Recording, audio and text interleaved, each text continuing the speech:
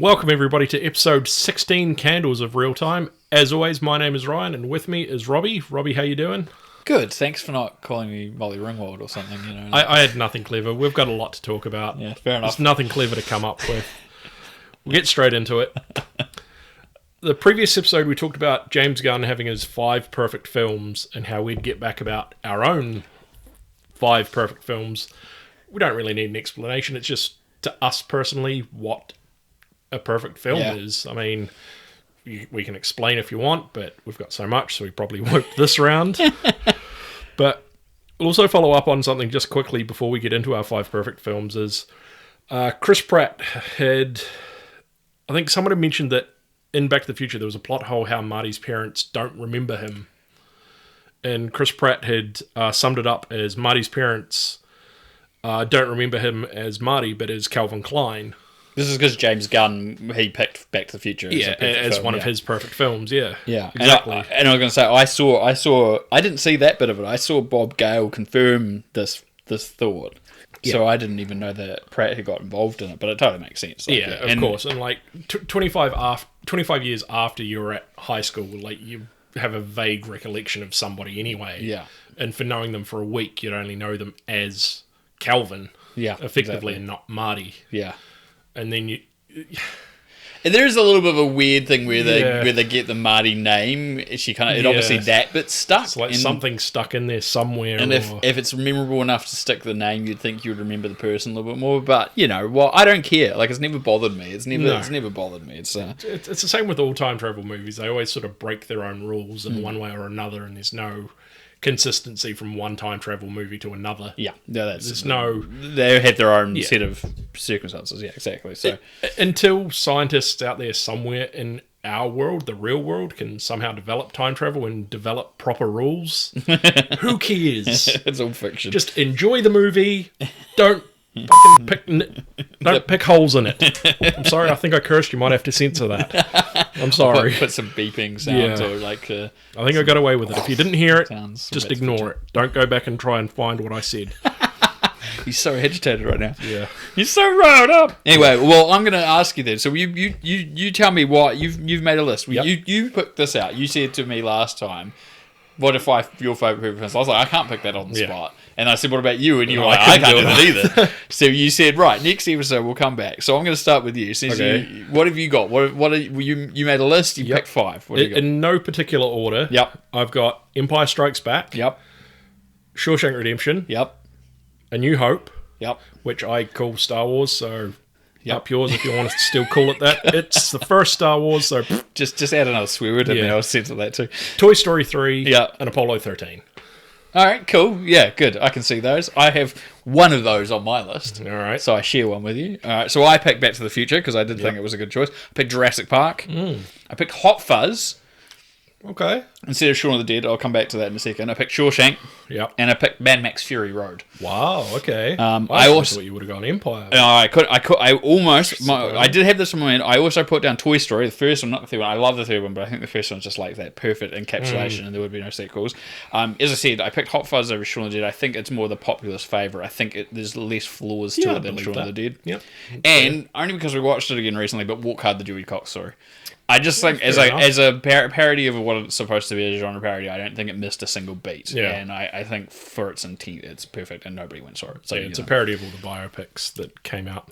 Yeah, exactly. But yeah, no, some good choices. I still think, Empire is a great choice. I don't know if I put both Empire and Star Wars together, but I definitely pick one of them. I had to pick one, I'd probably pick Empire. Yeah, for me, just the quick explanation is that Empire is by far the best movie of the whole series, of the whole 11 movies out there, if you want to count Rogue One and Solo.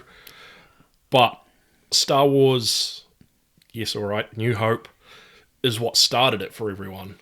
Without that, there would be no Empire. Well, that's kind of my argument for Toy Story, if I was to include it. It would be the same reason I would pick that over Toy Story 2 or 3, although they're really good sequels. And then just as good, really. I could put interchangeable, but I get that. No, I think it's a really good list. I honestly, as you said, I couldn't pick 5. I got to 8, and then had to pick 5 that I think topped, and still end up with a short list of 3. So call me biased for having 2 movies from the same universe, but I don't care. To me, they're perfect. Jog on. Yeah, I promise he hasn't been drinking. Yet. Not yet, anyway. Might get to this point. Shall we continue? Shall we move on and pass our Speaking favourite of films? Star Wars in the Disney universe, they continue down, I think what you've put down here, I didn't put this, as a pointless live-action remake train. It is. Let's be honest. I'll give you that. With the Hercules... With the Hercules? I didn't write that. No, it's just me not reading again. Trust me, people, I am literate. I am literate. Don't you worry. Sometimes. Yeah, sometimes I'm literate. So Disney continues down the pointless live-action remake train with Hercules, produced by the Russo brothers, and it's being written by the writer behind Shang-Chi, which is the upcoming MCU film of Phase 4. Now, the Russos say it won't be a direct one-to-one remake. Yeah, they've said that there's no reason for them to approach it if they didn't get to change things in it, but whether or not how much those changes would be. Like, we're seeing a difference between, say, something like Lion King, which was pretty much almost faithful to a fault, to something like Mulan, which we haven't obviously seen yet, but very much they've already said this isn't we're making it. And it's going to be more of an action as opposed to a musical. Yeah, and more historically accurate, I guess, in some respects. I mean, it's still obviously a Disney movie, but more truthful, no dragons and all that sort of stuff. And what is it? Is it a... Oh, don't start it. Pragmantis? Pragmantis or a cricket? Yeah, it was a cricket. What is it now? I knew you were going to say that. I didn't want to say it. That's the listeners would probably pick up on that, go, hang on, what's he going to say? He's going to say Pragmantis bloody another time. Yeah. Oh, now, God. Speaking of Hercules, there's been some fan casting of Phil to be played by Josh Gad, but he's come out and said that he thinks he's the wrong choice for it, and he reckons Danny DeVito should do it. Yeah, no, I can see that. I mean, if DeVito wants to do it, he should. I mean, it's just ridiculous not to. I don't think he's done a Disney film since, Matilda? Maybe yeah. Would that be right? I haven't done the research on that. But no, I have no idea. Was that even a Disney film? I was going to say, I don't even know if it is a Disney film. Well, I think it was a Touchstone. It might have been a Touchstone Pictures one, so it is technically Disney. Okay, we might have to come back to this. We should have done research on that. I'll write that down. I'm going to write that down. Yeah. While you write that down, speaking of the Russo brothers, they want to know if you play Fortnite as Noob Master 69. Now, if that name sounds familiar to you, it's because it was Thor's enemy in Endgame when he's in his new Asgard off the coast of wherever it was. Norway. Was it Norway? That's what it was, of course. I forgot where it was.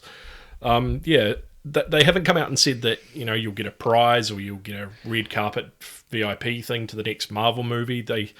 Russos just want to know if you play as Noob Master 69. Someone's got to... if someone didn't have the name beforehand, someone probably created it after the movie. And but suspecting what that number and the name is, it probably existed, let's be honest. Like you said, if it didn't exist already, someone's probably made it. And if they hadn't, I'd be shocked. Yeah. Because surely if they've read this, they'd be like, oh, I've got to do that now. Someone's got to jump on it. Speaking of Thor, the original Avengers also reassembled recently for the Kids' Choice Awards. Which I think was a Zoom. I was going to say, because it was a Zoom thing anyway. Yeah. And because I was talking about doing the reunion thing anyway, I guess it ended up working out timely for something else. I mean, a lot of these things lately as well have been like charity-based. We'll talk about some other ones later on, but like they're all about focusing on various charity organisations getting aid, especially in America, helping with like health support and all that sort of stuff for coronavirus. So... definitely makes sense. I didn't see any of it though. Did you see any of it? No, I didn't. I think I just saw like a thumbnail of like all the Avengers together on their individual Zoom meetings. Zoom. Yeah. Speaking of the MCU, Kevin Bacon challenged he challenged Star-Lord, Chris Pratt, to a dance battle, but Chris Pratt graciously declined. Which I kind of feel is... missed opportunity. Yeah, missed opportunity. I mean, if they did it for charity, I could probably see he'd do it. I don't know why they do it for charity. I don't know what the initial premise of it was. It might have just been, hey, Chris Pratt, dance off, bro. Dance off, bro. Yeah. Like, I don't know what the actual context of it was, But, do you know what? I really, really, really, really, really want Kevin Bacon to turn up as a cameo in something in Guardians 3. That would be awesome. Yeah. Like, not as himself, just a role just for the sake of having him in it. That would be cool. I reckon it'd be funnier if it's himself, because if it picks up... Like, you see them at the end of Endgame sort of potentially going off from Earth, but this could lead up to before then, and he could go back and actually meet Kevin Bacon on Earth or something. Or But why would he need to meet Kevin Bacon? I don't know. Weird. Like, to see if Footloose is still the best movie ever made.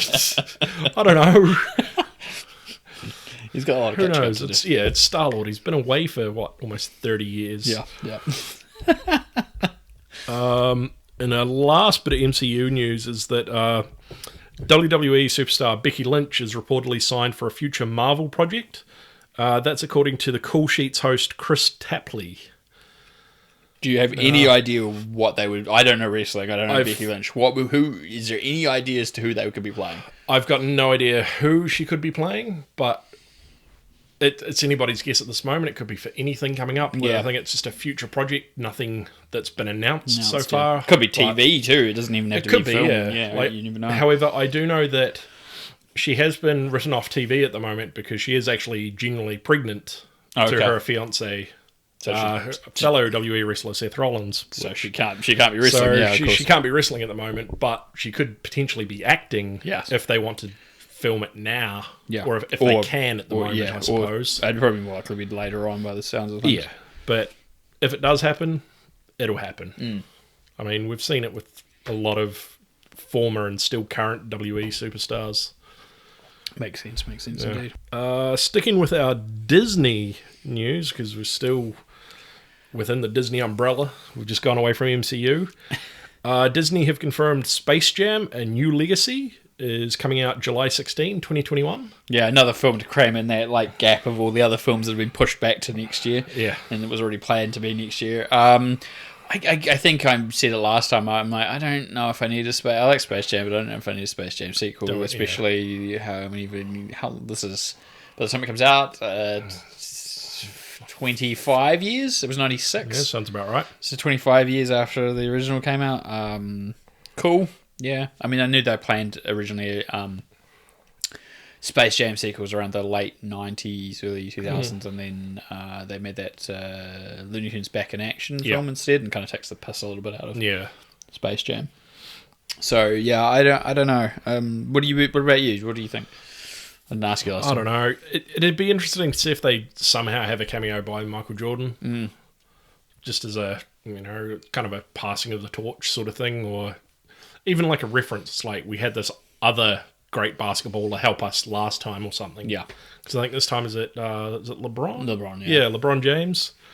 So we'll see what happens. Yeah. I guess we'll find out more in the coming months, because if it's coming out in about a year or so, we'll find out more. Yeah, for sure. Now, on May 1st, I think it dropped on Disney+, Disney's Prop Culture, which sees... I can't remember his name. It's not about plane props. No, it's not about propellers. It's about like movie props, like swords and other iconic all sorts clothing and anything. Now, I thought it was going to be like episodic, like weekly, but they just dropped like 8 episodes all in one day, which surprised the hell out of me. It's one of the few series that Disney have done this with, but the guy that's the host, he was like, it's fine for them to do it because I think people want to see the episodes that they're more interested in. Yeah. I've watched most of them. I think I've seen all but 2 of them. Okay. So which ones have you not seen? I haven't seen... Assume you watched the Tron one. Yeah, that was the first one I watched, and then the one we're going to talk about shortly. I haven't seen the Muppets one. No, I haven't seen that And either. I think Mary Poppins. The Mary Poppins one's good. But I've seen the rest. And they're all actually pretty good. Yeah, I do they enjoy are really them. good. But anyway, we digress. Surprisingly, there's... Well, not really surprisingly, they have one on Honey, I Shrunk the Kids, or at least the Shrunk universe. Yeah. And surprisingly, this is where I got to, so I jumped the gun a bit, is that they had Rick Moranis on it. Yeah. Like the host, he flew from LA and he went to New York because that's where Moranis is based, and he interviewed him about it. And I was like, I read this and then I watched it later on. I was like, wow, it's the first time seeing him in something for a while. He's just become a hermit for 30-odd years. Well, he just does what he wants. It was about 20-odd. Picks and chooses. Picks and chooses what he wants to do. And so obviously... he even said that in the interview as well. He's like, he's not really picky about what he wants, but he chooses what he wants on what interests him more. It's not the fact that he doesn't want to act anymore. It's just... Is it worth the effort? Yeah. And one thing I was kind of surprised about is that he's not your typical...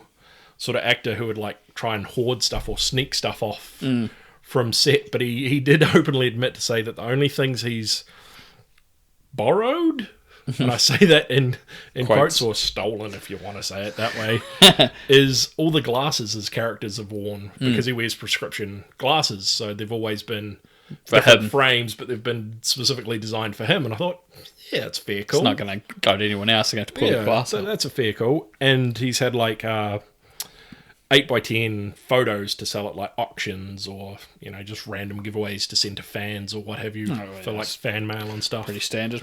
But yeah, it's like for the first time in how long has somebody seen Rick Moranis? I guess this is a connection to the idea of this, as you said, the Shrunk universe, with the idea that they're making another Shrunk movie and Josh Gad and all that sort of stuff. So, God, that guy gets around.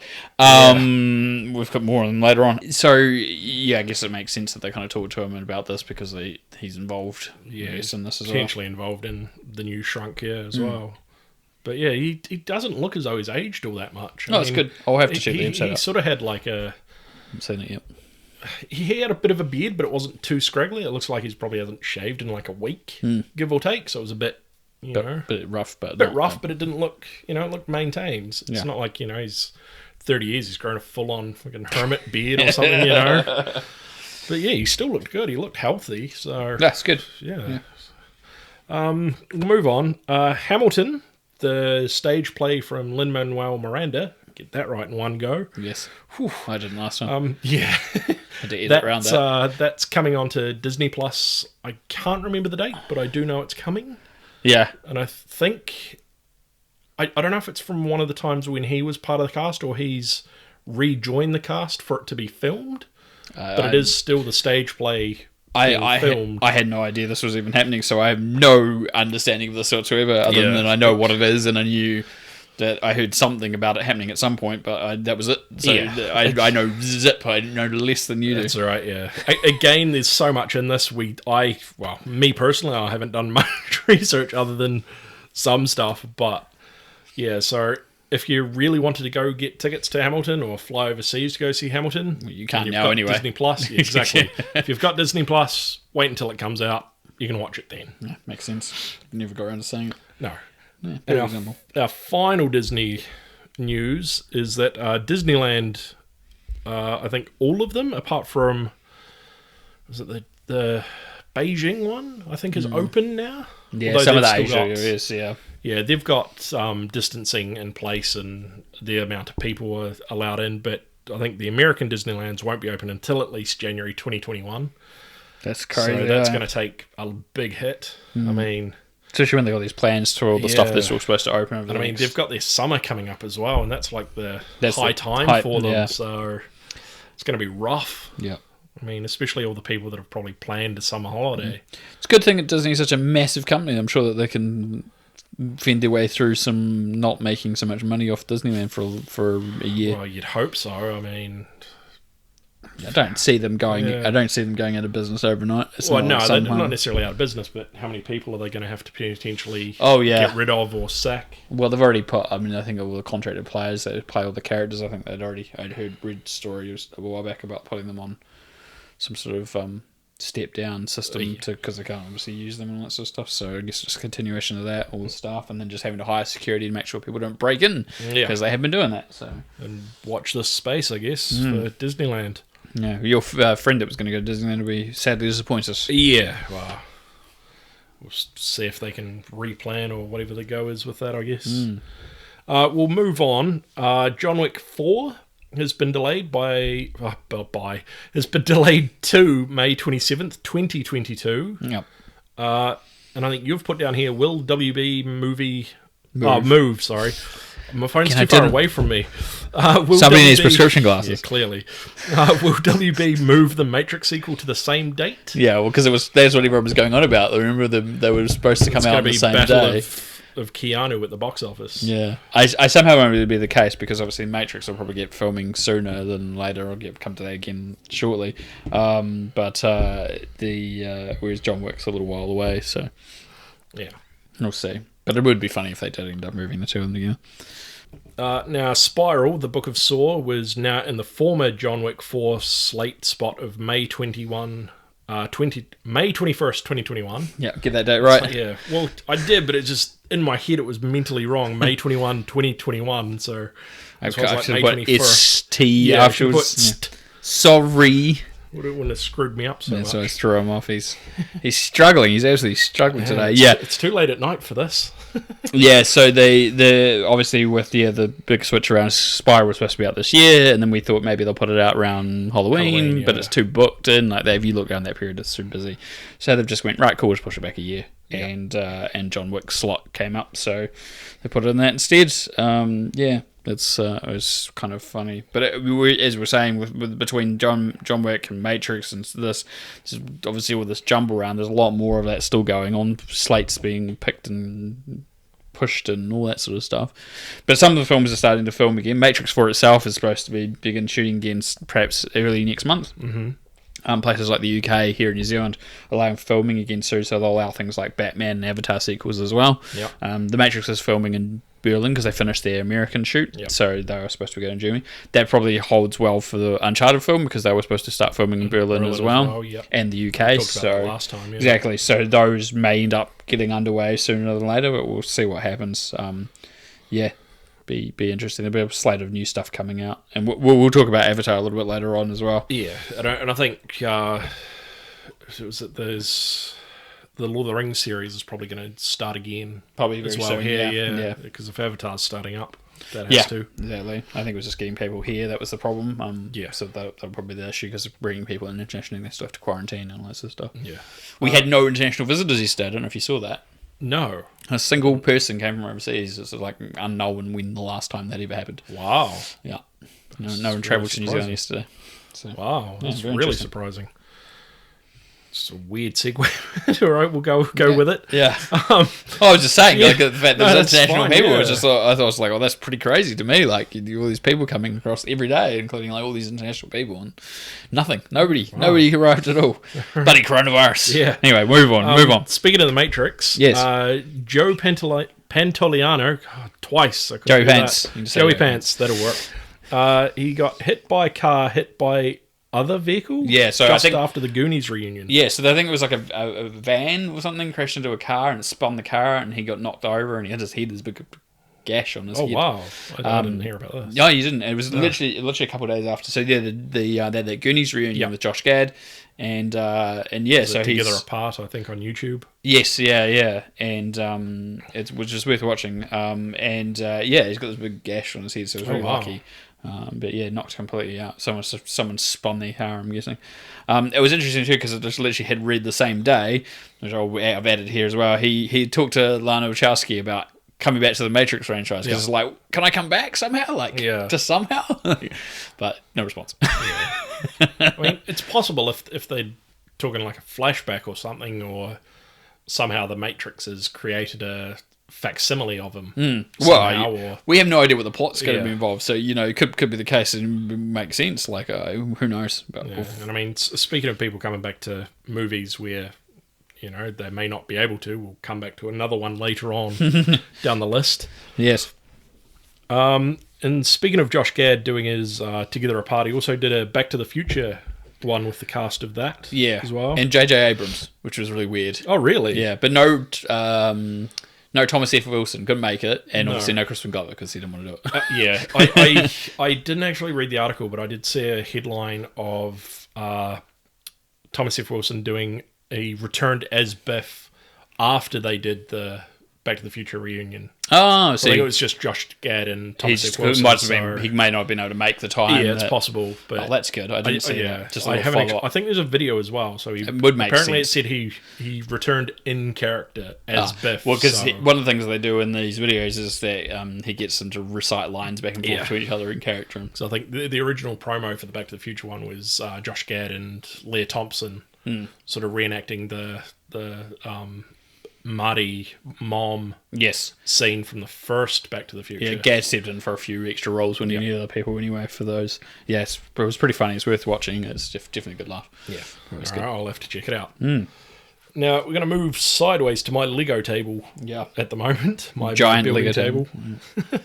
The Lego Movie COVID-19 PSA with Elizabeth Banks and Chris Pratt allowing the Lego Batman one with Will Arnett. Yes. I didn't see this. So Did you not see either of these? Or No. did you just see... So there was a Will Arnett one where he's like doing the whole Lego Batman voice. I'm Lego Batman. Okay. And it's about COVID-19. And then Elizabeth Banks and Chris Pratt did one as well about these 5 things about like washing your hands, and then they turn it into a song, and Banks pretends not to want to sing. And it's pretty funny. They're all like, just sort of like 3-4 minute pieces. Oh, wow. No, I Check them both out. didn't come across these. Yeah, they're both pretty good. So yeah, just good way to get the message out on what you should do, what you do to kids. You know, for kids to think about not getting close to people and stuff. So they turn it into a little. I suppose kids would song. Probably pay more attention to it than anyone else sort of saying it. It's like a heads, knees and toes kind of thing. I don't. Well, I guess it's for a good purpose, a good message. So yeah, I guess. It's like head, shoulders, knees and toes kind of thing with 5 steps. Like it's pretty funny. All right, I might have to check it out after this. Yes. And the Lego Movie franchise has moved from WB to Universal as former agreement expired at the end of last year, and the new agreement with Universal is a new 5-year deal. Yeah, I was quite surprised to see that. I would have thought that the Lego franchise and movies have been quite happy with the way Warner Brothers kind of treated it and how well it's gone, but maybe they just went, Universal came in with a better offer. Could be as simple as that, 5-year deal was up. Shopped around. Maybe whatever they had with WB, they're like, no, we can't afford to pay you at the moment, or pay you for an extension or what have you. Yeah. I think it's the way that shares it. So, I mean, obviously there's a certain percentage made, because obviously Warner Brothers or Universal would be paying for the costs of a movie production, based off minus licensing and all that sort of stuff. So, yeah, it'd be interesting to see what happens next. I mean, I guess there's a this is kind of silly because the Lego Movie 2 was reasonably well received, but it wasn't massive. It didn't do what people expected it to after how massive the first one was. Absolutely. And so maybe that played a little bit part of it. And Lego Batman movie as well, it was fine, but it didn't like. I don't think it paid off. It wasn't smashing success. That Lego Batman was like, I won't really say the standout character from the first Lego movie, but I think a lot of people wanted to see more of him. Anyway, yeah, but then the movie didn't do as well as you'd think, given that circumstances. And I think like there was also like the Lego Ninjago movie as well, which may or may not have helped as well. But true, yeah, don't think about that. But yeah, so these things, you never know what will happen. It's a plethora of things could have. So maybe Universal has a new take they want to continue on with, and we'll see. Yeah. Watch the space as well. Yeah. That's your Lego corner. Yeah, that's my Lego corner. Almost sounds like we need a jingle or something in there. But Ryan's Lego corner! No, okay. No, we don't. We'll move on. That's the second episode in a row I'm singing something. I need to get you singing more. Oh, Jesus. Because I'm not doing it.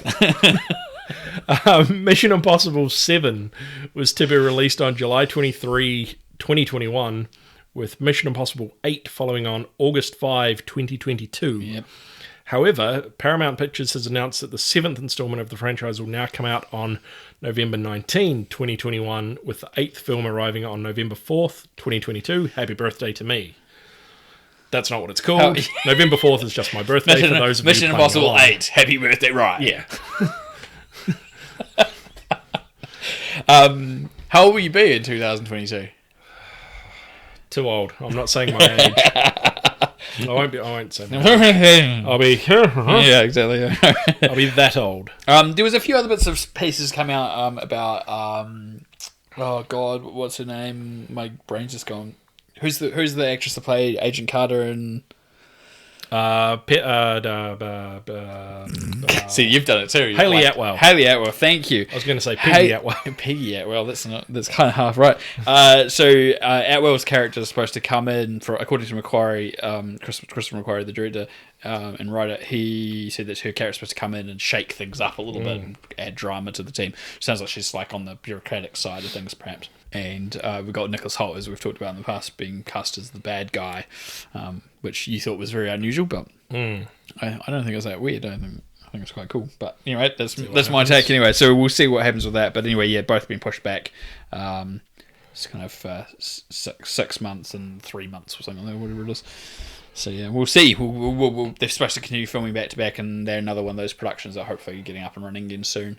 There was a lot of jokes about the fact that they were in Italy and the production got shut down, and there was all these rumors about Tom Cruise was like locked in his hotel, didn't want to go on coronavirus. He wasn't even in the country. He was like still in the UK. Yeah. And so Christopher McQuarrie was like sending a message, just being like, "Hey man, why didn't you tell me you were locked in your hotel?" I didn't know this. Taking the piss out of him. It was.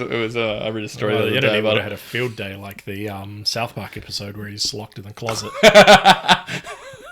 Locked in the Italian closet. Yeah. No, move on. Move on, absolutely. Before we get sued by Tom Cruise. Yeah. I can imagine that. Originally the next Spider-Man movie, the third of the Tom Holland ones, was supposed to arrive on July 16th, 2021, while the animated Spider-Man, Into the Spider-Verse 2, will come out on April 8th, 2022. That's no longer the case for either one of them, as Spider-Man 3, whatever it's going to be called, Home something, because it probably have home in it. Homeless, as some people on the internet are saying. Like Homecoming, Far From Home, homeless. Who knows? Well, everyone knows who he is now, so yeah, exactly. He would be homeless. Maybe is now moved to November 5th, 2021, and Into the Spider-Verse is now moving to October 7th, 2022. So a good 6 months for both of those. The change to these films, however, has then had a knock-on effect to the Marvel films. We talked about this last episode, but this has now changed again. So Doctor Strange 2 has now been moved from November 2021 to March 25th. That's so that they don't clash with the Spider-Man film. And Thor Love and Thunder has been moved up a week now to February 11th. So it's even closer to Valentine's Day, as I made that joke last time, to give a bigger gap between the two. As I've written, so Ryan can see this, this now means there are 3 Marvel films planned within 3 months of each other, with Black Panther 2 still planned for May 6, 2022, and a 4th, Captain Marvel 2 is June, early July. July 8th means 4 films in 5 months. No doubt some of these could change again, but if not, have we reached peak superhero film? With that close, quite possibly. Yeah. I mean, if it's like the 4 movies over the space of a year, which are like 3 months apart, yeah, okay, that's probably a bit oversaturation as well. Yeah, and but that's just Marvel. That's just Marvel. That's like 4 and 5 months, and then if you look at the whole year, if you include like the other ones that are coming out in November, like Spider-Man and the stuff that comes out by that other November, I think it'll be something like 7 in 12 months or 8 in 12 months. So that it's ridiculous. I think the idea of compressing these is probably a bit lost, and I think they should go, right, let's just rebalance that schedule out, and but maybe some of it's just to do with timing of who's available when and all that sort of stuff, but then if that's the case, just film them when you can and release them when it makes sense to. Yeah. I just think it's just too much. Who is everyone going to want to go to the movies like a month apart, basically, to go see another superhero movie? It's a good opportunity, I guess, to make one narrative story. You want to keep these bouncing bits going on through all of them, but that's a lot of plates in the air, really. Yeah, it's just those old variety show acts where you got spinning plate plates on the plate, spinning, keeping them all going. Pretty much that. It's like, I don't know. We'll cross that bridge when we come to it, I suppose. Yeah. Fair enough. Especially how other people feel about them too. We'll move away from the superhero films, because I think we could spend a bloody hour talking about how ridiculous that is again, because we've already done that once before. It felt like anyway. Yeah. But Chris Hemsworth, Thor himself, is being lined up for a Hulk Hogan biopic and is being written. Is this? Yeah. When I saw this, I went, yeah, all right. He's had like the golden locks in Thor. Granted, it was probably a wig, and he's kind of got the size for it, but. I don't know. I know it's a biopic, and it doesn't have to look like the person per se. It just has to be a version of the person. Yeah, that's a representation. So, yeah, it'd be interesting to see whether he can sort of do a Hulk Hogan and how far through Hulk Hogan's career it goes, whether it involves like more of his wrestling career or post his acting career as well, or... Yeah. Or it could involve his personal life for all I know. Yeah, exactly. And then looking back, it could be one of those things where you frame it in the modern, more like things that have gone on in recent years, and then frame it back to his glory days kind of thing as well. Yeah, exactly. So it depends on the way they want to approach it. You'd hope it wouldn't be paint by numbers and all that sort of stuff. And not like it's obviously not a musical biopic, but in that same sensibility where here's this period, here's this blah blah blah blah. Yeah, it's like here's where he slammed Andre at WrestleMania 3, and here's where he reached bottom, like literal bottom, and then like here's his failed acting career. Yeah, here's where he made, was it Mr. Mom? Or was it the... No, it's not Mr. Nanny, sorry. Yeah. That's the one. Suburban Commando? Yeah, exactly, all of those. Yeah. Best role he's ever had, Gremlins 2. Yeah. Speaking of Chris Hemsworth, there's an Extraction sequel already being planned on Netflix. Yeah, now... You reviewed the first one in our last episode. Yeah, I wasn't a fan. How do you feel? Oh, it's pointless. But also, the ending. I'm going to ruin this movie now because it's going to have to. They're going to. This ruins it by having the fact they've got a sequel. At the end, he seemingly dies. So he falls off a bridge, and then they kind of reveal that there's somebody standing by this pool, but you don't actually see them because they're really soft focus in the background. The kid's getting out, he pops out of a pool he jumps into, and you can't tell if it's him or not. It's left intentionally vague. Yeah. Making a sequel tells me it's blatantly him. But then, anyway, I got told that the graphic novel, something similar happens in the graphic novel, and the person survives anyway. So it was obviously the intent the entire time. So it gives me a clarity on what the ending is. But anyway, so yeah, where do you go? Like the character is such. I know it sounds bad, but it's like, as I said, the movie's like Man on Fire. The character's a bit of a walking cliche in some ways. His name's Rake, and he killed two guys with a rake. Like, I don't know. Who knows? Netflix said it rated really well and lots of people watched it, and so of course they're going to throw some more money and do it again. And did you watch it on Netflix? Yeah. Oh, there you go. So you attributed to I know. Well, doing so well. Of course I did, because it was a Netflix movie, so I watched it on Netflix. Of course it contributed. I'm telling people not to watch it, don't continue to contribute to it, but Anyway, Netflix is also looking at another thriller called Dark Days at the Magna Carta with Blake Lively. Now, Blake Lively did a movie earlier this year called The Rhythm Section. I think I talked about this on a previous episode as well. Maybe. I've forgotten.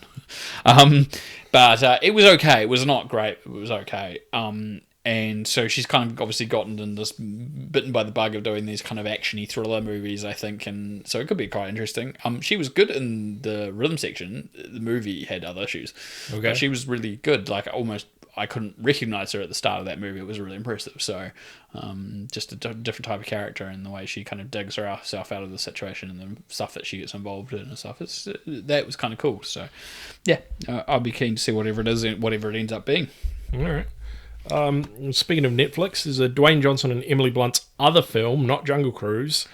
Is there going to be a superhero film called Ball and Chain, which is going straight to Netflix? Yeah, I get the feeling with that title, it's like a bickering couple, a couple superhero. It implies that. Yeah, Incredibles-esque, like a couple. Yeah. Maybe. I could see that. Yeah. Well, at least what it could mean. Yeah. But it could be anything. But I'm going to assume that's the concept. There's a little bit of Hancock in there as well. Yeah, I guess. It seems like a bit like Hancock, yeah. But yeah, so we'll see what that ends up being. But that's all I know. That's all they said. I was like, I'd never heard of it. Obviously, they've either filmed it or we're going to film it soon. They're about to or something. Yeah. So, now Sylvester Stallone is possibly going to be doing Demolition Man 2. Yes. Well, he's made implications on Twitter that he's working on it. Yeah. Maybe he's got some sort of loose script or something for it. The thing is, when Stallone says these things, they quite often happen. Yeah. So there's no... the only thing I think that hasn't happened that recently in recent years where he says something like that was like another Expendables sequel, and it could still happen. Yeah. I mean, never say never. Really, exactly. I suppose. But I could see... It'd be interesting seeing a return to that world, but... Yeah, I don't know. And then they want to bring Wesley Snipes back because that was the other part of it. He was like, talk about Wesley Snipes returning. It's like, well, so is this like a clone? Yeah. Like, what do they do? Like, yeah. Or is it going to be set sort of before they come to the future? Yeah. And actually follow him in his heyday. Yeah, but that doesn't make sense because they're much older now. It would be weird. But I suppose with digital de-aging now, they could probably do it, but... Maybe I'm with only a little bit. I think that they were going to do that. It would be a setup for a scene which would explain why he's coming back. That was set in the early bit that was set in the start of the first film with a de-aged version of both of them for that purpose to set up a plot motivation. But I couldn't see the whole movie being okay. That's me personally. I guess it's... I don't know. Who knows? Yeah. Do you reckon they'll still have the 3 seashells? Well, yeah, and I still reckon they won't explain how they're used. No. And Taco Bell / Pizza Hut, depending which place in the world you are, is still like fine dining restaurant from the franchise wars. Yeah. See what happens with that, I guess. Now, the Deadpool 2 producers have been fined... There's a very specific amount. A whopping $289,562, and I assume 0 cents, but we haven't got it down, for their failure to have a safe workplace that led to the death of stunt rider Joy Harris. We talked about this before because we were talking about the stunt thing last episode. So Joy Harris was a former motocross rider, and this was their first ever stunt for a film, and she crashed, and she didn't have a helmet because the character she was dubbing for was Domino. It was big hair, no helmet. And I think it was something to do with like glass plate window or something like that. That's right, something like that. And yes, unfortunately she died. So they've after a full couple of years of looking into it, and because I think it was shot in Canada. Yeah, that's what the outcome was. It sounds like a lot of money, and it is on some level, but is it enough for the value of someone's life for doing a stunt? That's the question. And like, where does this money go? Does it go to a family? Does it go to various things? Exactly. Yeah. You know, these are questions that wasn't really answered in the press thing I read, which is unfortunate. But it's definitely been one of those things that's been, at least people who are looking at the safety things in film sets, especially in North America, have said, look, at least there's some responsibility taken here. Yeah. The people that were involved didn't deny the charges against them. Supposedly they said, look, there's definitely some things that could have been done better. Yeah, and that's probably why the fine was directed pretty well at them. So it's fair enough in that respect. No, absolutely. I mean, it does beg a question of like, where's that money going to go? I mean, that amount of money to go to Joy Harris' family, like, it's not exactly going to bring her back. And I mean, how much happiness is that going to bring them? So how much of that goes towards, I don't know, it's just, big question, where does that money end up? Yeah, exactly. It's one thing to be found responsible for this sort of incident, but in the case here, it was actually someone's death is a big consequence there, and obviously, hopefully all the people involved will go forward when they're doing other movies and other stunts to think more sensibly about these things. And like we mentioned it last time, like, stunties just don't get appreciated enough. Yeah. When really, like, I don't want to make sort of light of this, but they're literally putting their lives on the line on a daily basis. The cases we talked about last episode, the freak accidents can happen. Yeah, then that's it. You've got to be prepared as much as possible. I mean, that's the other part of it. If they turned around and said that every precaution was done under the sun and the rider knew exactly what was going on, and it was a freak accident, then there obviously wouldn't be a fine. There would be found that it was just unfortunate events, which has happened. That's definitely happened with certain stunts, but there's been other times where obviously, I mean, there was no care taken or anything. The most infamous one is the Twilight Zone movie in the 80s, where the actor and actresses got killed by a helicopter crashing on them. So it's pretty when it gets really bad, that's supposed to be well rigged, and you've got actual actors, like not even just stunt people there, and it's supposed to be safe, and it's not. So people obviously have come a long way from that, but you still the odd time where neglect happens and things get overseen, and this is part of it. I mean, productions do get rushed, and people do try to be safe, I think, in general, but you've still got, when you're doing something that important, it's one in however many, the times that it doesn't go right. Yeah, unfortunately. Yeah. On a slightly kind of uplifting note, but kind of not, still on Deadpool, there's no current plans for Disney to be making another one, but Ryan Reynolds is keen to have the chance to play it in the background of the MCU if they get the chance. No, Playground. Oh, is it Playground? Oh, gosh, sorry. What's with your eyes today? I don't know. It's the light as well. Let's rephrase that. He's keen to have a chance to play in the playground of the MCU if they get the chance. And he'd be the only, you talked to me about this, he'd be the only character aware of the previous X franchise, basically, his existence in that universe. Yeah, he'd be the only one to know that he's come from 2 previous Deadpool movies and interacted with the first class generation of X-Men, because it was that class. Yes. Yeah. And but also, in some respects, some of the people joined to the wider X-Men universe in that, I guess. In a way, yeah. So, but still that franchise anyway. And I mean, that's probably the only way you could introduce him into the MCU, is that he's got that memory Yeah, it allows them to play loose and fast with the characterization and who they can bring back or not bring back as well. Like in some respects, you can bring back people that had previously been killed because they exist now in a new franchise. Yeah. Or recast them with a new person and still be the same person, or have the old person come back and play the same role or play multiple roles, and it's all part of the joke. So, like it does open up quite a lot of possibilities, I think, in some respects. Bring Hugh Jackman back for an Avengers film. He said he would. Yeah. Be hilarious. Just one scene. Just one scene. Yeah. Just throw him in a bar or something at the. Yeah. I don't know. Do the first class thing where they turn up and he's just like, fuck off. Yeah. Just something like that. That'd be great. One scene. One hilarious scene. All right, moving on. We mentioned Avatar earlier. Yes. Now, I can't remember what I wrote down here, but I've put it exactly as you wrote it. Yeah, I know. I tried to read it earlier, but I was like, what was I trying to write? John Landau, we got that one. Yeah, John Landau had a chance to go through photos from Avatar sequels I've got in parentheses. Yeah, I think they were filming multiple sequels, Yeah, of him, Sigourney Weaver, who played Grace, and Joel David Moore, who plays Norm. There's a lot of people saying that it's just from the first movie, from when they're in the little mobile hut that they transfer up into the hills, so then they don't get seen by the RDA. Yes. Is it RDA? Yeah, it is RDA. Yep. I haven't seen it so long. Yep. But there's also rumours that Sigourney Weaver was coming back for the sequels anyway. Well, we knew this. We did know this because she did actually. We'd heard that she was coming back, and there was reasons to. But we just assumed it was just going to be as a Na'vi, like what happens at the end of the movie. Yeah. So she somehow gets reintegrated. Yeah. Into her actual avatar body, but it could also be a flashback as well, potentially. Well, that would also make sense too, having those characters. So yeah.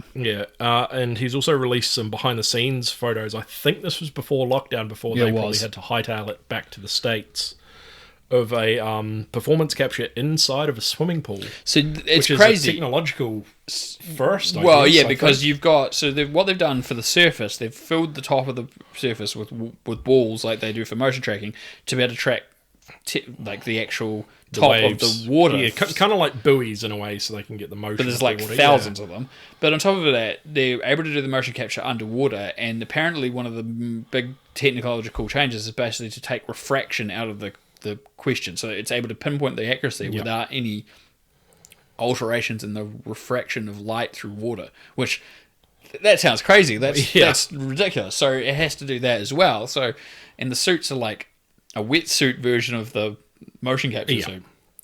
It's crazy, but they look like they're having fun and splashing around. It really does. I mean, it's just James Cameron like pushing the envelope, as he continues to do. Like, how far does James want to push this technology? I mean, I won't say he invented a 3D camera, but he pretty much, in a way, did by putting two cameras together to get the 3D look, and then he's... Well, yeah, and there's a big involvement in technology that. Steadicam, he's been a big proponent of the 3D as well, like as you were saying, like just a lot of technology. ILM's push, with The Abyss and Terminator 2, like he's always been one of those things who just wants to push technology as well as the craft forwards, I guess. I mean, like, not only has it helped his movies, it's helped a lot of other movies for sure. I mean, you name it, that's probably because of James Cameron. The other thing that's about this is that he clearly said a lot of this, he said the underwater stuff is important for the sequels. He made this important. So obviously, in order to make this work, he's worked out that this is the best way to do underwater. Like, he's worked with all the people that he works with to plan and work how this is going to work, and this is what the outcome is. Pretty cool. Yeah, and I think from what's very loosely been released about the sequel or sequels is that at least the next two, maybe three movies, I don't know how many more, but they're potentially going to be more based in the water as opposed to on the land. So, we saw a lot of the land, we saw a lot of the air in the first one, so now it could be a chance to see underwater of Pandora. Yeah. So take your pick of what it's going to be about, I guess. Well, let's just hope it's keep pushing the envelope forward on the technology, and we'll be amazed by the outcomes. That's literally maybe they'll have like their ponytails to connect to fish now, since they've had those six-legged horses and the birds and who knows? We'll see. Again, watch this space. James Cameron, in the latest Empire magazine, they did a tribute to cinema. And he reiterated this, and I'd seen this before, but it's apparently come as a shock to a lot of people because it's been all over the internet. It's guilty pleasure film. It was revealed, and it has been mentioned, as I said before, by him. Do you have any idea what it is, Ryan? I think I have read it before, but it's probably slipped my mind at this moment. But I think I do know. Paul W.S. Anderson's Resident Evil. Okay. No, I did not know that. Which is funny because he ended up working, Anderson ended up working with Cameron's 3D camera system for a couple of the films, and actually did what I think was actually not bad work with it. A lot of people end up would throw stuff at the screen, and it's not like he didn't just do that, but he did actually make... Hey, look, it's 3D, something's coming at you. He did do some of that, but he also did some really good stuff with the 3D, and was kind of impressive for what it was. But yeah, he just, I don't know what it is, but this is probably why he hired Michelle Rodriguez for Avatar, because she was in the first Resident Evil movie. He was a fan of hers. Makes sense. And he just says it's guilty pleasure. He loves the aesthetics, thinks it's just a fun little blast of a movie, and so there you go. I had heard this before, but yeah. Oh, that would have been my guess, but I would have lost on Jeopardy for that one. Yeah, well, you know now. Now, I'm going to move adjacent again with James Cameron, because I think this is relevant. This is quite funny, because you'd written down about Tom Cruise and this whole space thing. We'll talk about that in a second. James Cameron and Tom Cruise were actually going to do this in the early 2000s. And I think we've talked about this before as well, funnily enough. I do remember mentioning this before. So this is kind of adjacent to him pushing the technology forward. So he had a thing to be able to shoot a documentary, I think the original idea was, on the International Space Station. He had a ticket, basically an open ticket from I think it was for the Russians. Yeah. And he thought about doing it. She's like, well, why don't we just do an actual feature film? We can do that, can't we? We can do that. Yeah. And so he started to make... Why can't we? Why can't we? Let's do it. And so he started to make a plan with Tom Cruise about actually making a film of space, and then it didn't end up happening. I think some of the space shuttle disasters had a bit of impact on that. Ability, But anyway, instead, in the last week, we've got more news, and I'll let you talk about the rest of it. So, unsurprisingly, because I think Tom Cruise just wants to keep pushing the boundaries on what he can do, is that he wants to film an action-adventure movie in actual space with Elon Musk and SpaceX and NASA. Now, I've got down here, he's been strapped to a plane, he's learnt to fly a helicopter and a fighter jet. Yeah. Surely this is the next logical move. I mean, what's he going to learn? Strap himself to a rocket and go to space. Yeah, of course. Either that, or is he going to learn to actually fly a rocket to space? Is he going to put himself through however long strap himself their to training is? So the rocket. It's Tom Cruise. I mean, I suppose he wants to better himself and not just be an actor. He actually wants to know what it's like to do these things. But how far is too far? Clearly not enough. I mean, the guy's, 56, 57? Yeah. Something like that. Yeah, so if we go into space when he's probably 60. Yeah, I mean, we talked, I think, in the previous episode or episodes, a couple of episodes ago, about Fast and Furious potentially going to space. I mean... Yeah, but they're going to simulate that. They ain't gonna send Vin Diesel to the actual space. We'd hope not. Who knows? I hope not. Maybe Mumble Growl will still sound like Mumble Growl in space. No, I mean... They can't hear you scream in space. They can't hear Mumble Growl either. No, you can probably still hear Mumble Growl. Can't hear you scream, but you can hear... You can hear that.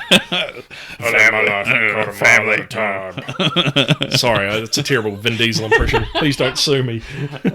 He's not one of my impressions that I can't kind of half-ass do. Mumble Growl. Yeah. That's basically it. Sorry. It begs a question, because I mean, NASA are going back to the moon as well in the next few years. Fuck you, into the moon. Sorry. And they, and between the ISS and the moon, they're building a gateway system as well to go between both. And this is the idea as well, also towards Mars exploration and stuff. Later on in the next few decades. But Trump's old Space Force, but we'll come back to that. Yes. We'll come back to that. It's where are they going to do it? Are they going to do it on the ISS? Are they just going to do it in a low or Earth orbit between Earth and the ISS? The problem with the ISS is it's very old, and it's constantly had to be upgraded. They need a new almost platform on a monthly basis. Yeah, they need a new platform at this point. So yeah, I don't think so. It just begs a question of how long they want to do it for, or how long it's going to be Earth based, and then they just go to space for a week or whatever. Or because I mean, I don't think weekly space travel is a thing. It's tri-monthly or quad-monthly. It will be to begin with. I guess the idea is to try and get it to a weekly, daily kind of thing eventually, I guess, is the idea. But the resources and infrastructure required for that at this point is just... Yeah, because Apollo 13, they just went up in the Vomit Comet and did all their space shooting at the edge by of the doing atmosphere, that, or just by going up and back down again to get that zero gravity look of what they wanted. So did OK go? Yeah. That video is cool. They did it really well. Yeah. Planning out all the logistics for that too. So yeah, it's I don't know. It just seems inevitable they're going to do this. Like I think it's like a case that they're just like let's keep trying until it doesn't happen, or it does happen. Like literally, that's it. As I said, Tom Cruise might be over 60, but when it happens, but probably be one of the oldest people in space, I guess, at that age. I guess that's the idea too. That's another little thing for him to tick off in his boxes. Yeah. Like I was trained to do this, and I managed to do this, and I did it at the age of 61 the oldest person or whatever. in space or something. So I don't even know what the oldest age is. To be honest, it'd probably be in the 40s, maybe. 40s, maybe 50. Pushing 50 would be pretty up there. Eh? I reckon, there probably has to be like a cut-off for like how old you have to be to go to space, I guess. But Tom Cruise is going to smash that barrier. Tom Cruise is going to Tom Cruise. Yeah, Tom Cruise is going to Tom Cruise. Shall we move on? Yeah, absolutely. Now, Bill and Ted Face the Music, or Bill and Ted 3. If you want to be in that, you can be. Or you could have. Or you could have, rather, yeah. So you can film yourself, and I guess there'll be like some sort of compilation. I feel like they've like a 30-second thing for people to rock out and like either pretend to play instruments, play actual instruments, dance, cheer, shout, whatever. First they only opened up to the people in the US and UK, then they eventually opened to the rest of the world, and it closed on May 20th. So unfortunately, if you're listening to this now, you've missed out if you didn't know about it. But it's one of those things. It's kind of cool. I think it'd be like an ending montage. I would say so, yeah. It's a bit like the first one, but with actual people pretending to be massive Bill and Ted fans. Yeah, it'd be like, is it Lego Movie or Lego Movie 2, where it shows like actual people's builds in the end credits. So it'll be very similar to that. Other movies have done these sorts of things, so I think yes, it makes sense, and it kind of gets people to be involved with the film. Yeah. Speaking of being in movies, Jurassic World 3, I don't know if that's still running or not, but there was a competition where you can be eaten by a dinosaur, or I guess they'd fly. I think it was only open to the United States, or at least Northern America. North America, yeah, makes sense. So they'd probably fly you to set wherever it is, and they'd put you in the scene, and you get eaten by a CG dinosaur, or a giant puppet, depending on what they want to do. And you get well looked after for a day on set, and get to meet the cast, and maybe. No, you would. They'll do that, and the director and all that sort of stuff. Probably get a postcard going. Hey, see you later. It's that guy that directed the Book of Henry. Sorry. Wow. Had to be done. Yeah. I don't know. I'd probably enjoy being in like Jurassic Park 3, or at least a Jurassic movie, to be honest. Just for the sake of it. Eh? Yeah. Yeah. No, that makes sense. Even if I'm eating them, I'm like, hey, there's me. Here's me getting eaten by a dinosaur. Look at that. I reckon what would be worse, like the bad thing about that is if you get chosen to win, and then your scene's cut for timing. Yeah. How disappointed would you be? Yeah, you'd have to hope that gets added in like deleted scenes on the the Blu-ray or something at least. Yeah. You'd want to be like guaranteed that this is a shot that you're going to get eaten that's blatantly going to be in the movie. Eh? Yeah. Like you'd really hope. I'd say it would be. I mean, they wouldn't cut it. Well, it's happened before. You're right. It's happened before, but you'd hope not. You hope you're about to go to the movies and go, oh, look, Mum, there's me being eaten by a T-Rex. Or Mum, look. Oh, Mum, look. There's a T-Rex that's eating me. Speaking of... Jesus. Sorry. Speaking of threequels... Can't have me rest Darby gags here we get in this. Speaking of threequels, Now You See Me 3 is moving forward at Lionsgate. Yeah, I saw this. So they got new writers, and there was an earlier version that didn't go ahead. And it sounds like this is like a soft reboot, but it still leaves open for original cast members to come back. But nobody's been announced to be attached. Okay. Have you seen the first two movies? I've seen the first one. I haven't seen the second. Okay. Second one, because they recast one. They recast... Borat's wife. Yeah, Ella Fisher with That's it. Lizzie Kaplan, who was fine. They just replaced the character and like changed the actress. But it was a little bit jarring in the end of the first movie and how it was supposed to tie into the characters in the second, I guess, a little bit, because she was like, oh, like gung ho to be part of this. Now, like, what happens at the end of the movie? Yeah, she's gone with like only a very vague explanation why she left. And they're still not calling it Now You Don't.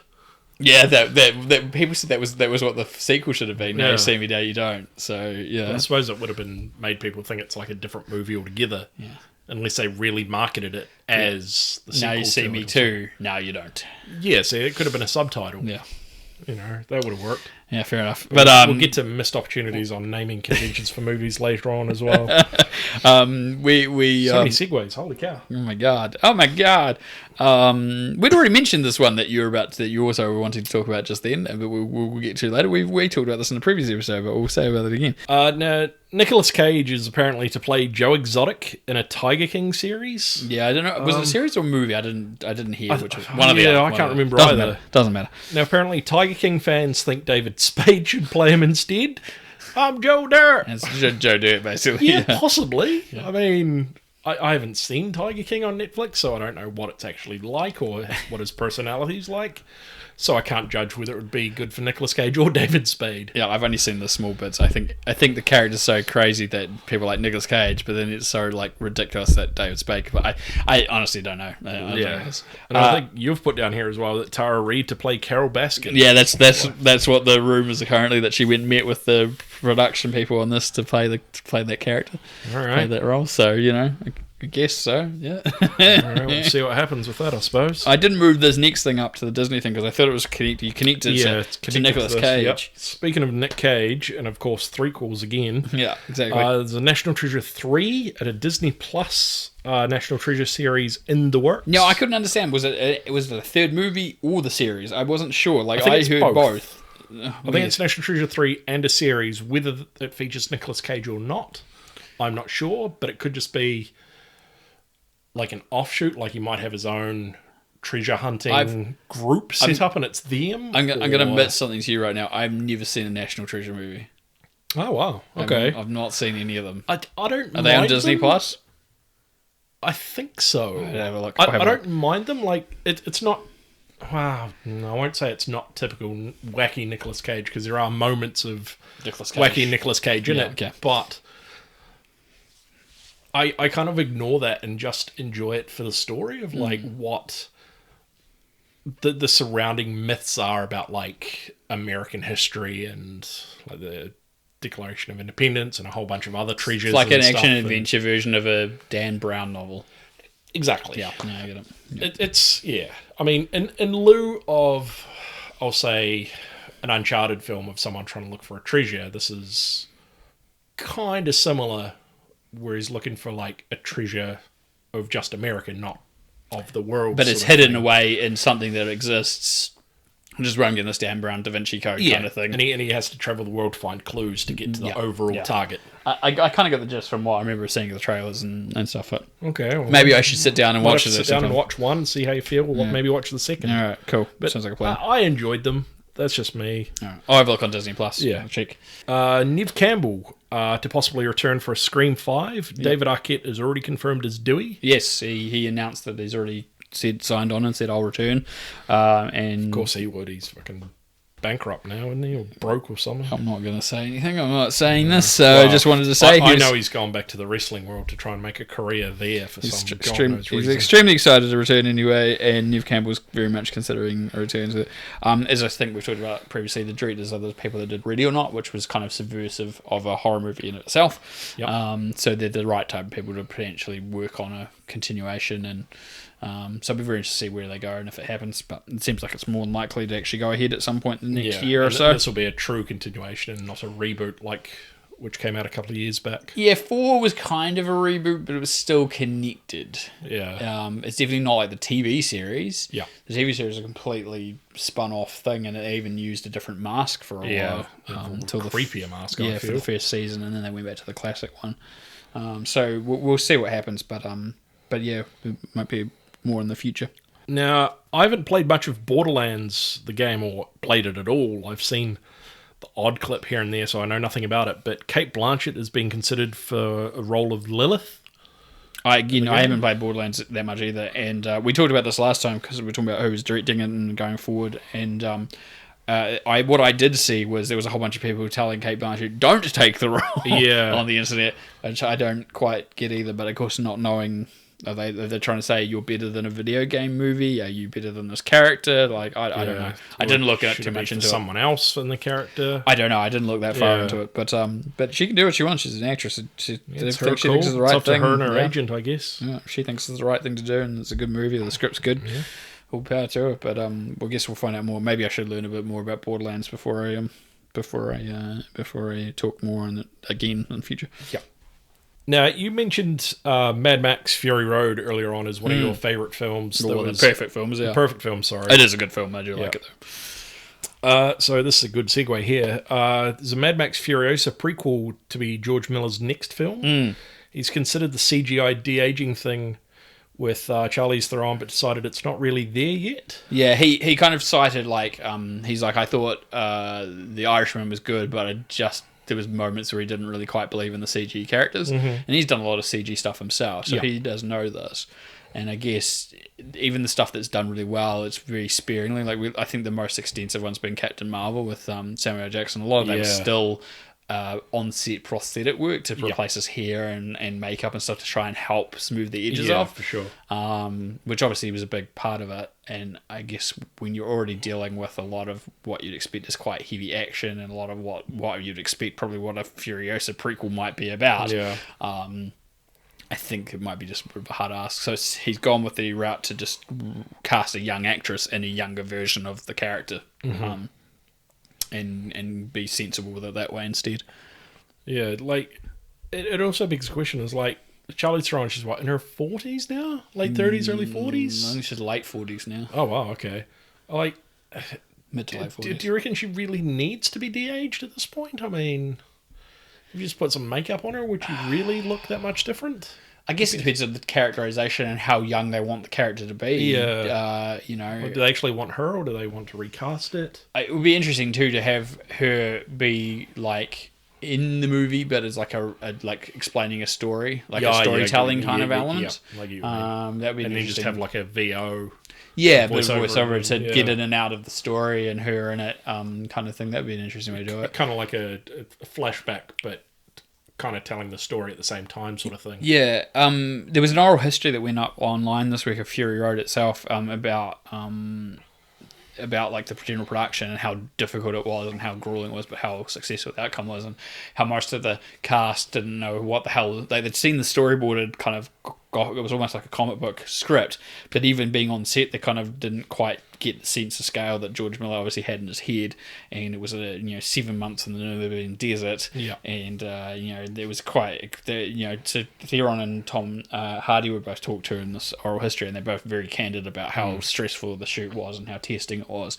But at the same time, they're also very much gushing about how much of a visionary Miller is and how amazing the outcome was, and just how good of a director he actually is as well. And Theron posted some more stuff on social media, on like Twitter and Facebook and Instagram, that sort of stuff, basically just celebrating the shoot this week. And so I think that if she had any opportunity to jump back into the role, even at that level, I think she would be more than keen to do it. I didn't think that part's the question, even though it may have been a really stressful experience shooting this movie. It ended up being just such an amazing outcome that none of them would question coming back and doing some more, in the scheme of things.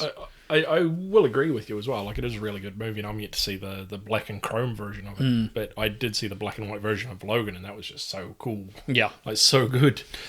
But, but Fury Road was good as well. Because that's another movie I might put on a perfect list. Logan. Yeah, that's Logan, I forgot how good that movie is. How did we blank that? Yeah. Wow, maybe we need to make another favourite list. No, just soon being 10 movies. Yeah. Jeez. That's a good one. We'll anyway, that, we'll continue on. Anyway, yes, more Mad Max in any form, I'm happy. So I'd be happy to see what that outcome is. Just as we don't have Mad Mel show up, I guess. I wouldn't even care, to be honest. He's not that bad. Like, playing acting wise, I'm fine. We were talking about making more bloody Lethal Weapon and all that sort of stuff. I'd rather see more Mad Max than Lethal Weapon. They're too old for this shit. Anyway. Paramount and Hasbro have just scheduled another live-action Transformers movie, which will hit theatres on June 24th, 2022. Assuming it doesn't get delayed, of course, for any pushbacks. But I would hope this is a continuation of the Bumblebee-style universe, because that was amazing. I would hope so too, yeah. It was such a great film. And so I think continuing from that tone and that level would be great. I would hope that they wouldn't look at the box office and go, this didn't do as well, we need to do it different again. I think they need to look at they need to look at the critical consensus, which is that the people who did go and see it, who weren't burnt by all the other Transformers movies, that didn't go see Bumblebee for that reason, have all turned over and going, this is really good, the tone's right, the characters feel good, that even the human characters feel better written and better rounded. They're not like fucking what's his name? Kay Yeager, Yeah. barn inventor, played by Mark Wahlberg. Yeah, that was just... Buff I'm not even going to Wahlberg. get into that. Doesn't make any I sense. don't even think I've seen The Last Night. I watched Was that it. the last one? I watched it down. You saw some of it, I think. I was watching it. I think I have seen some of it. I was but watching it on the haven't seen all of TV. It was on Sky or something. I ended up watching. I was like, oh well, the hell! I might as well see how ridiculous this is, and it was ridiculous. Yeah. So I think I just saw the first one with Wahlberg in it. Yeah, it's 4. Yeah. So I don't even know if I want to put myself through it, but we'll move on. Something to watch. So I suggest if anyone wants to watch something for like, say you're not American but you want to get in the spirit of like rah July 4th Independence Day, watch a Transformers film on that day. It's enough American flags, there's usually some jets, some ridiculous Americanisms, there's over corporate advertising. Like it's perfect. It's everything that encapsulates American culture in a movie. Yeah. or if you want to watch a better movie for July 4th, watch Independence Day. Plus, it's got one hell of a presidential speech. Yeah, that's true. But I'd say you can watch Independence Day anytime. So if you're going to watch Transformer film on any particular date, watch it on July 4th because it's the only day that it actually kind of like might actually work. Well, Independence Day does because it's July 2, 3, and 4. Yeah, I know this, but I can watch. As I said, I can watch that anytime. Right, I can watch it then, but I could easily sit down on Christmas Day and watch Independence Day, and I'd still be happy watching because it's Independence Day. Fair enough. Yeah, fair enough. Yeah. I'd rather watch Die Hard, but no, go crazy. I'm not saying I wouldn't watch Die Hard. I'm just saying you could in theory watch it any other day of the year and I'd be happy. We'll move on. Speaking of Transformers films, yes, go back to Transformers. There's an animated Transformers prequel in the works with Toy Story 4 director Josh Cooley. I don't think there was a date set for this. Yeah, I don't think there was much more coming out. I don't think there was much more announced other than this was going forward. And it doesn't really state whether it's a prequel to like the 80s cartoon or to the most recent movies. I saw the only bit of information I saw was it had something to do with the Cybertronian War, like that's the prequel part of it, but which universe that's in, it could be any. This is the thing. It's to do with the battle on Cybertron. Yeah. So that's the only bit that they said it was related to. Okay. So. I wonder if it'd be based on the video games which came out in the mid-2010s. Oh, the War and Cybertron. Yeah, War and Battle for Cybertron or whatever they're called. Like, I really enjoyed those games. Yeah. Those Full Moon Studios. Yeah, like I really enjoyed those. Like they had good soundtracks as well. They did a Deadpool video game too, actually. Yeah. Oh, High Moon, not Full Moon. So I mean, if it features the War for Cybertron, I mean, sign me up.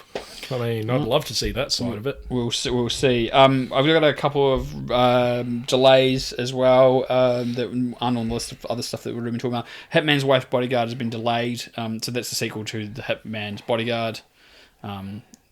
Was supposed to be out August 28th this year. It's been pushed back to August 20th next year, 2021. And the New Mutants is now coming out on that date originally, so it's coming out on August 28th. Poor movie, just can't catch a break. No, it'll probably get delayed again. Yeah. And then just go, Disney will just go stuff it, let's just put it on Disney Plus. Or DVD. Yeah, that's it. Yeah. Like, how long's it been now? Like 5 years at least? No, 3. I think probably in planning it's probably been 4 years. I think it shot 2017, into 2017, with the intent to release in 2018. I think it was originally the end of 2018. The movie just can't catch a break. I can't remember. I think that's right. I might be wrong. It might be off by about 6 months, but I think that's about right. Speaking of Zoom meetings earlier on, there was recently a community Zoom meeting with all of the cast apart from Donald Glover, which I think he sort of jokingly made a fuss about, but he probably wasn't available. I think really read too much into made it. A joke about it, yeah. So there was a hashtag went around, I think, either during or after it, called 6 Seasons in a Movie, who Dan Harmon, the creator, is considering a community movie, which would probably tie it all up. Well, because they got to 5 seasons and they didn't get to the 6, and there was already that thing about them. I think he'd made a joke. We're going to do 6 seasons and a movie. Yeah. And then they got the 6th season eventually, and now everyone's like, well, you've got to do the movie. You've got to do the movie now. The hashtag's kind of been around for a long time, and so I guess it's about bringing that idea back, and people are quite supporting it. Yeah. I'd forgotten about that initially. Be interesting, yeah. So I don't know whether or not they will, but we'll see. We'll see if they can wrangle Chevy Chase in.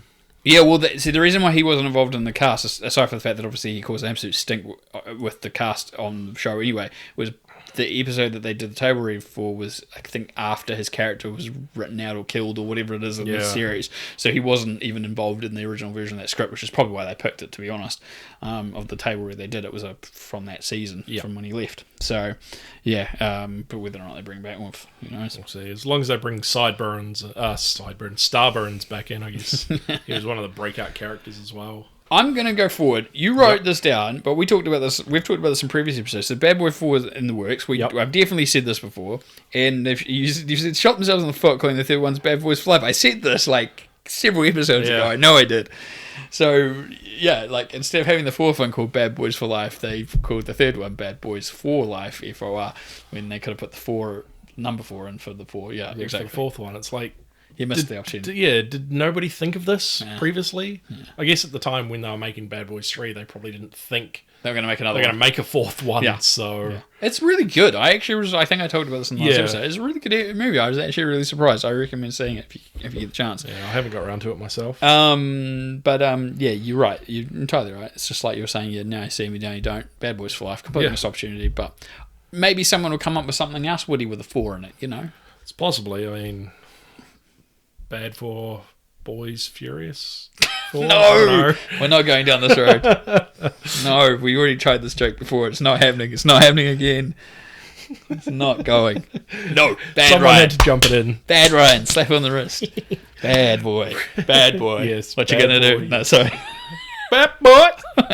What you got? See, now you got me singing. Yes, I got him.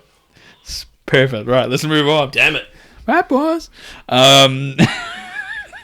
Patty Jenkins is planning a third Wonder Woman film plus a spin-off film with the Amazonians. Now, you've talked about this before really cleverly about the connection between the Amazonians and the Atlanteans. Thank you. I was about to say Aquarians. I was like, where I was going with that. But Atlanteans from Aquaman. So this could actually set up that really well doing this. Well, I mean, like, I think it's Flashpoint. I have to go back and research my media. But there's the Flashpoint story where the Amazonians and the Atlanteans are at war with each other. And I mean, this could easily perfectly set that up. Yeah. I'd be very excited to see it. Jenkins is clearly like, I think this second movie is a smash, and she's been living with it. Because, again, it got shot like years ago, and it got pushed back and delayed, and they set up the release for this year, and now that's been pushed back just because of coronavirus. But she's obviously very confident about moving forward with the third film and the spin-off straight off. Well, I mean, I definitely think like Wonder Woman just exceeded a whole lot of expectations. Yeah, but that's a lot of pressure on a movie that the sequel hasn't come out yet. Yeah. Like, is the sequel going to be that good that immediately everyone's going to be like, third Wonder Woman and a spin-off? Well, that's the other thing too. Like, especially with like social distancing now, and you can't sit so close to people. Is that going to be enough of a box office to send people to go see it, get enough people through? It's not even that. Do you judge the box office differently? Like, do you expect the numbers to be half the amount because the cinemas are going to be half as full because of social distancing when they are open? Like, obviously here in New Zealand, cinemas are starting to open, but overseas, a lot of them are still closed, and will be for a while. So, yeah, I don't know how do you judge it? How do you judge that as a success? Yeah, because you can't just say, you know, at the end of the day, say Wonder Woman 2 comes out, it makes exactly around half of what Wonder Woman did. They go, that's successful because we had like half the audience. Yeah. We're looking at the per average ticket sales and the cinemas against the number of attendance and all that sort of stuff and go, it's actually, for considering the impact of what's going on in the world, this is actually really successful.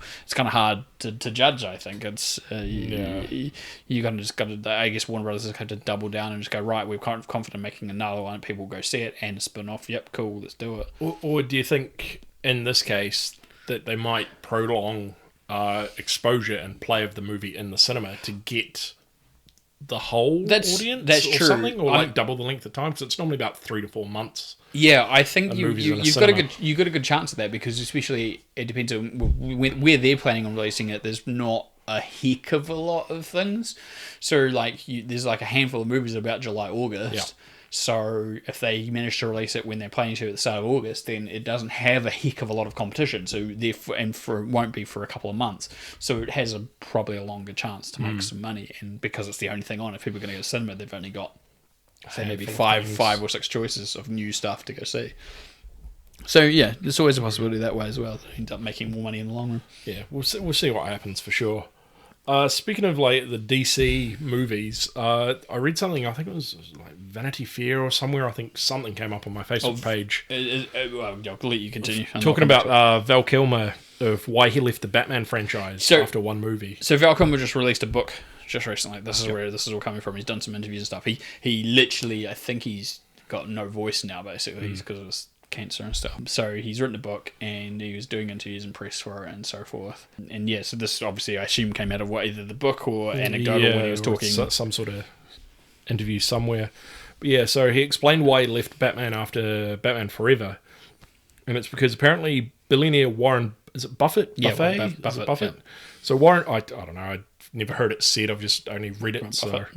Warren Buffett and family came to set one day and Val Kilmer had stayed in full Batman costume and all that, as he was told they were coming, and he thought that they'd really want to see Batman and they'd want to see someone in a suit, but apparently they didn't care about Val Kilmer or Batman at all, and they just wanted to come and see the set and the props and all that, and it's like, wow, how does that make you feel as not just an actor but probably as a human as well, in a way? Yeah, but that's I'll let you finish the story, and then I'll. Yeah, and then to follow that up, Val Kilmer came out and said that it doesn't matter who Batman is. There is no Batman, and that's why there's been so many different actors as Batman. I think that's just I think that's disingenuous. I think that he's taken a situation where people were clearly more amazed about seeing a film, no matter what that film was, than they were about Batman. But there'll be plenty of people out there who would be big Batman fans if they were on the set instead, would have been super excited to see the actor dressed in the Bat outfit. I think it's just the circumstances are he got people that didn't give a shit, but that doesn't mean that people don't care who Batman is. I mean, if people didn't care who Batman was, taking it way back, nobody would have written angry fan letters to Warner Brothers about Michael Keaton being cast in it. Yeah. Nobody would have said anything about Heath Ledger as the Joker. There are people out there who do obviously give a shit about who plays these roles. It was just this one time that they didn't. Yeah, he happened to get a particular, very financial, wealthy family who really were more interested about, it's a film set, that's cool, than caring about Batman. Then obviously you could have probably, it sounds like you probably could have taken them to pretty much anybody movie set, and they probably would have been more amazed with it, or film set. Yeah, exactly. Maybe it was the set. You don't know what set it was. So I think I can see where he's coming from in the sense that saying there's been so many and blah blah blah, but I think it's a bit disingenuous to believe that's just the only reason. I think circumstances of this were different. Yeah, but anyway, yeah. But I mean, Val Kilmer needs no reason to not do another Batman film. If he doesn't want to do a Batman film, he doesn't want to do it. If he wanted to do another one, he would have. I think it's just, it's not an excuse, but it's just obviously one of those things that clearly made his decision for him. It shaped his decision whether or not he wanted to come back and get paid lots more money to be, at the time, an aggressive little shit, because he was he fully will admit it too. He was stroppy and all this sort of stuff in the mid-90s when he could get away with doing all these sorts of things. So, and then it went to George Clooney, and that happened. Yeah, George Clooney regrets it and watches it once a year to remind himself not to listen to other people. Yeah, hey, exactly. Anyway, I will read this because I thought it was so ridiculous. I had heard the movie title for this, and I don't know if you've read this. I'm reading it now. Yeah, okay. So Seth Rogen's next film is called American Pickle, and it's been moved from cinema release. It was supposed to come out of cinema release, because Ryan's already giggling at this, to HBO Max's streaming platform. Now, Rogen plays two roles: an immigrant in the 1920s who falls in a vat of pickles and is preserved for 100 years due to the brine.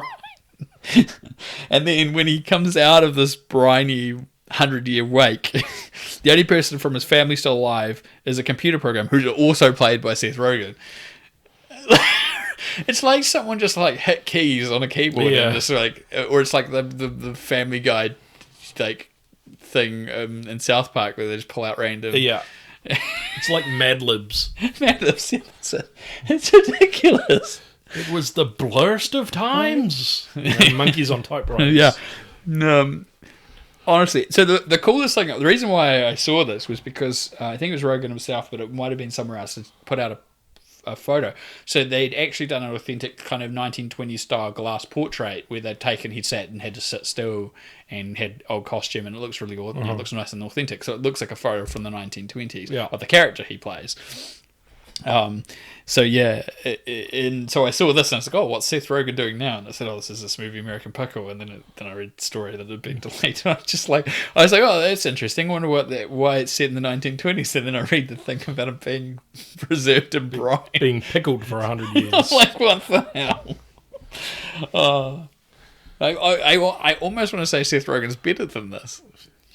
By the sounds of it, I'd say he is. But then this is just an idea. Maybe the movie's actually really funny. Who knows? I don't know. But I'm kind of tempted to want to see it now because of how ridiculous it sounds. What if it's called American Pickle, but the pickle? Oh no, it can't really be like a euphemism for weed, because like weed's legal in most states now. So yeah, it can't be like an underlying theme. But I'd say it's a Seth Rogen film. There's probably going to be weed involved. There's been a couple I've seen recently where he hasn't. Yeah, who knows?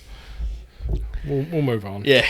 Now, due to everyone being quarantined and locked down wherever you are, there's been many conventions, sporting events, all sorts have been called off and delayed. One of them in our sort of world, the movie world, TV world, comics, whatever. Superheroes, all that sort of stuff. Comic-Con has not been cancelled per se, but you can still attend it at home. So we talked about this last episode because we were talking about how obviously they were inviting people to move their tickets to next year and all this sort of stuff. How it been people for this year can still go next year, and then people that want to go next year may not be able to. So basically, just decided to put all the panels to streaming at home. There's a bunch of festivals that all started to move to this online format, and a lot of them are actually doing it for free, which is just crazy as well because they're like, well, there's nothing else. We already have this organised and so forth. So I hadn't seen any of this. So have they put up a schedule or anything? I haven't seen any schedule at all. I just know it's known as Comic-Con at home, and I assume it's going to be like a Zoom panel, a Zoom interview panel or something that's going to be like For Facebook Live with questions. I don't know how it's going to work. I mean, our own convention here in New Zealand, Armageddon, they've had people on like a Monday to Friday daily basis here from the States or Canada or the UK or whatever in a Zoom meeting, and they've taken Facebook Live questions. Yeah, they've got some people that probably wouldn't have otherwise made it here too. Yeah, it's been interesting. They've had people that have, especially at Armageddon here, like they've had people that have been here before, people that haven't been here, or that they were scheduled but had to cancel due to scheduling conflicts. So the sky's the limit now. I mean, that's if true. We're going to have Comic-Con at home, we're probably going to have Armageddon at home, potentially. I mean... Well, I think we're luckier here in the sense that they could still put something on. It just won't have people arriving to do events, and you'll go sit down in the amphitheatre and it'll be on the screen. It'll be a Skype interview or something like that. Because they can't make it without having to... Unless they make the decision that they're going to spend a month in New Zealand, they've got an extra month's holiday, and they go, right, cool, I can spend 2 weeks in quarantine, and then 2 weeks doing whatever. But it also begs the question of how many people do they let in?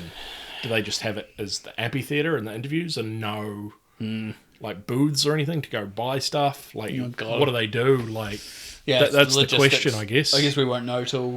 I mean, it's about October our time here. Yeah, they're hoping everything will be back to normal by then, but I guess it depends on what happens for the rest of the year. We just don't know yet. Ooh, all right, we'll see. We'll keep talking about this in future because I think it'll be interesting. Yeah, we'll definitely keep you up to date with the updates. So Russell Crowe's next film, Unhinged, is releasing in early July in the US. It's a thriller. This is the one that everyone's saying will be the thing that reopens the cinemas now, because people were thinking it was going to be Nolan's Tenet, which comes out a couple of weeks later, but this has been scheduled to be early July. There's a trailer for it. It looks fine. I think it's what you'd expect of a thriller.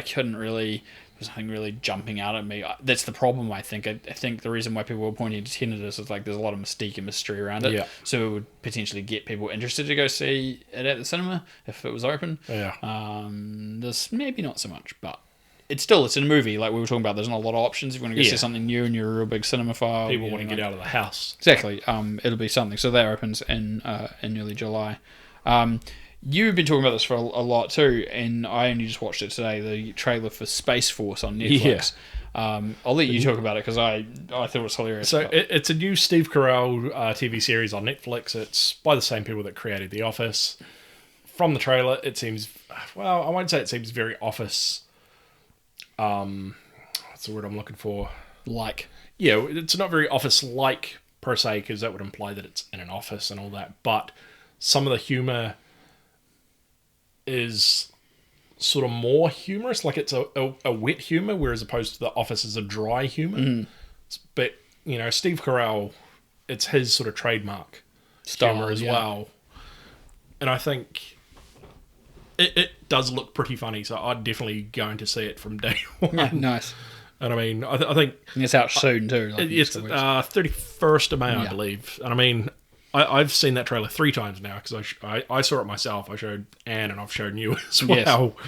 And like every time where he's singing Beach Boys, yeah, that's very good. Gets me every time. Yeah, it's so good. There's a level of absurdity to the idea, I think, that basically plays well into the idea of this. It feels like a bit of a bungling mess of trying to make this thing happen. Yeah, and maybe not the right people to do it, and like kind of And Steve Carell definitely seems like the right kind of actor to cast as someone who would sort of bungle up, not necessarily ideas, but he'd be the right person to do it, like to play that role rather.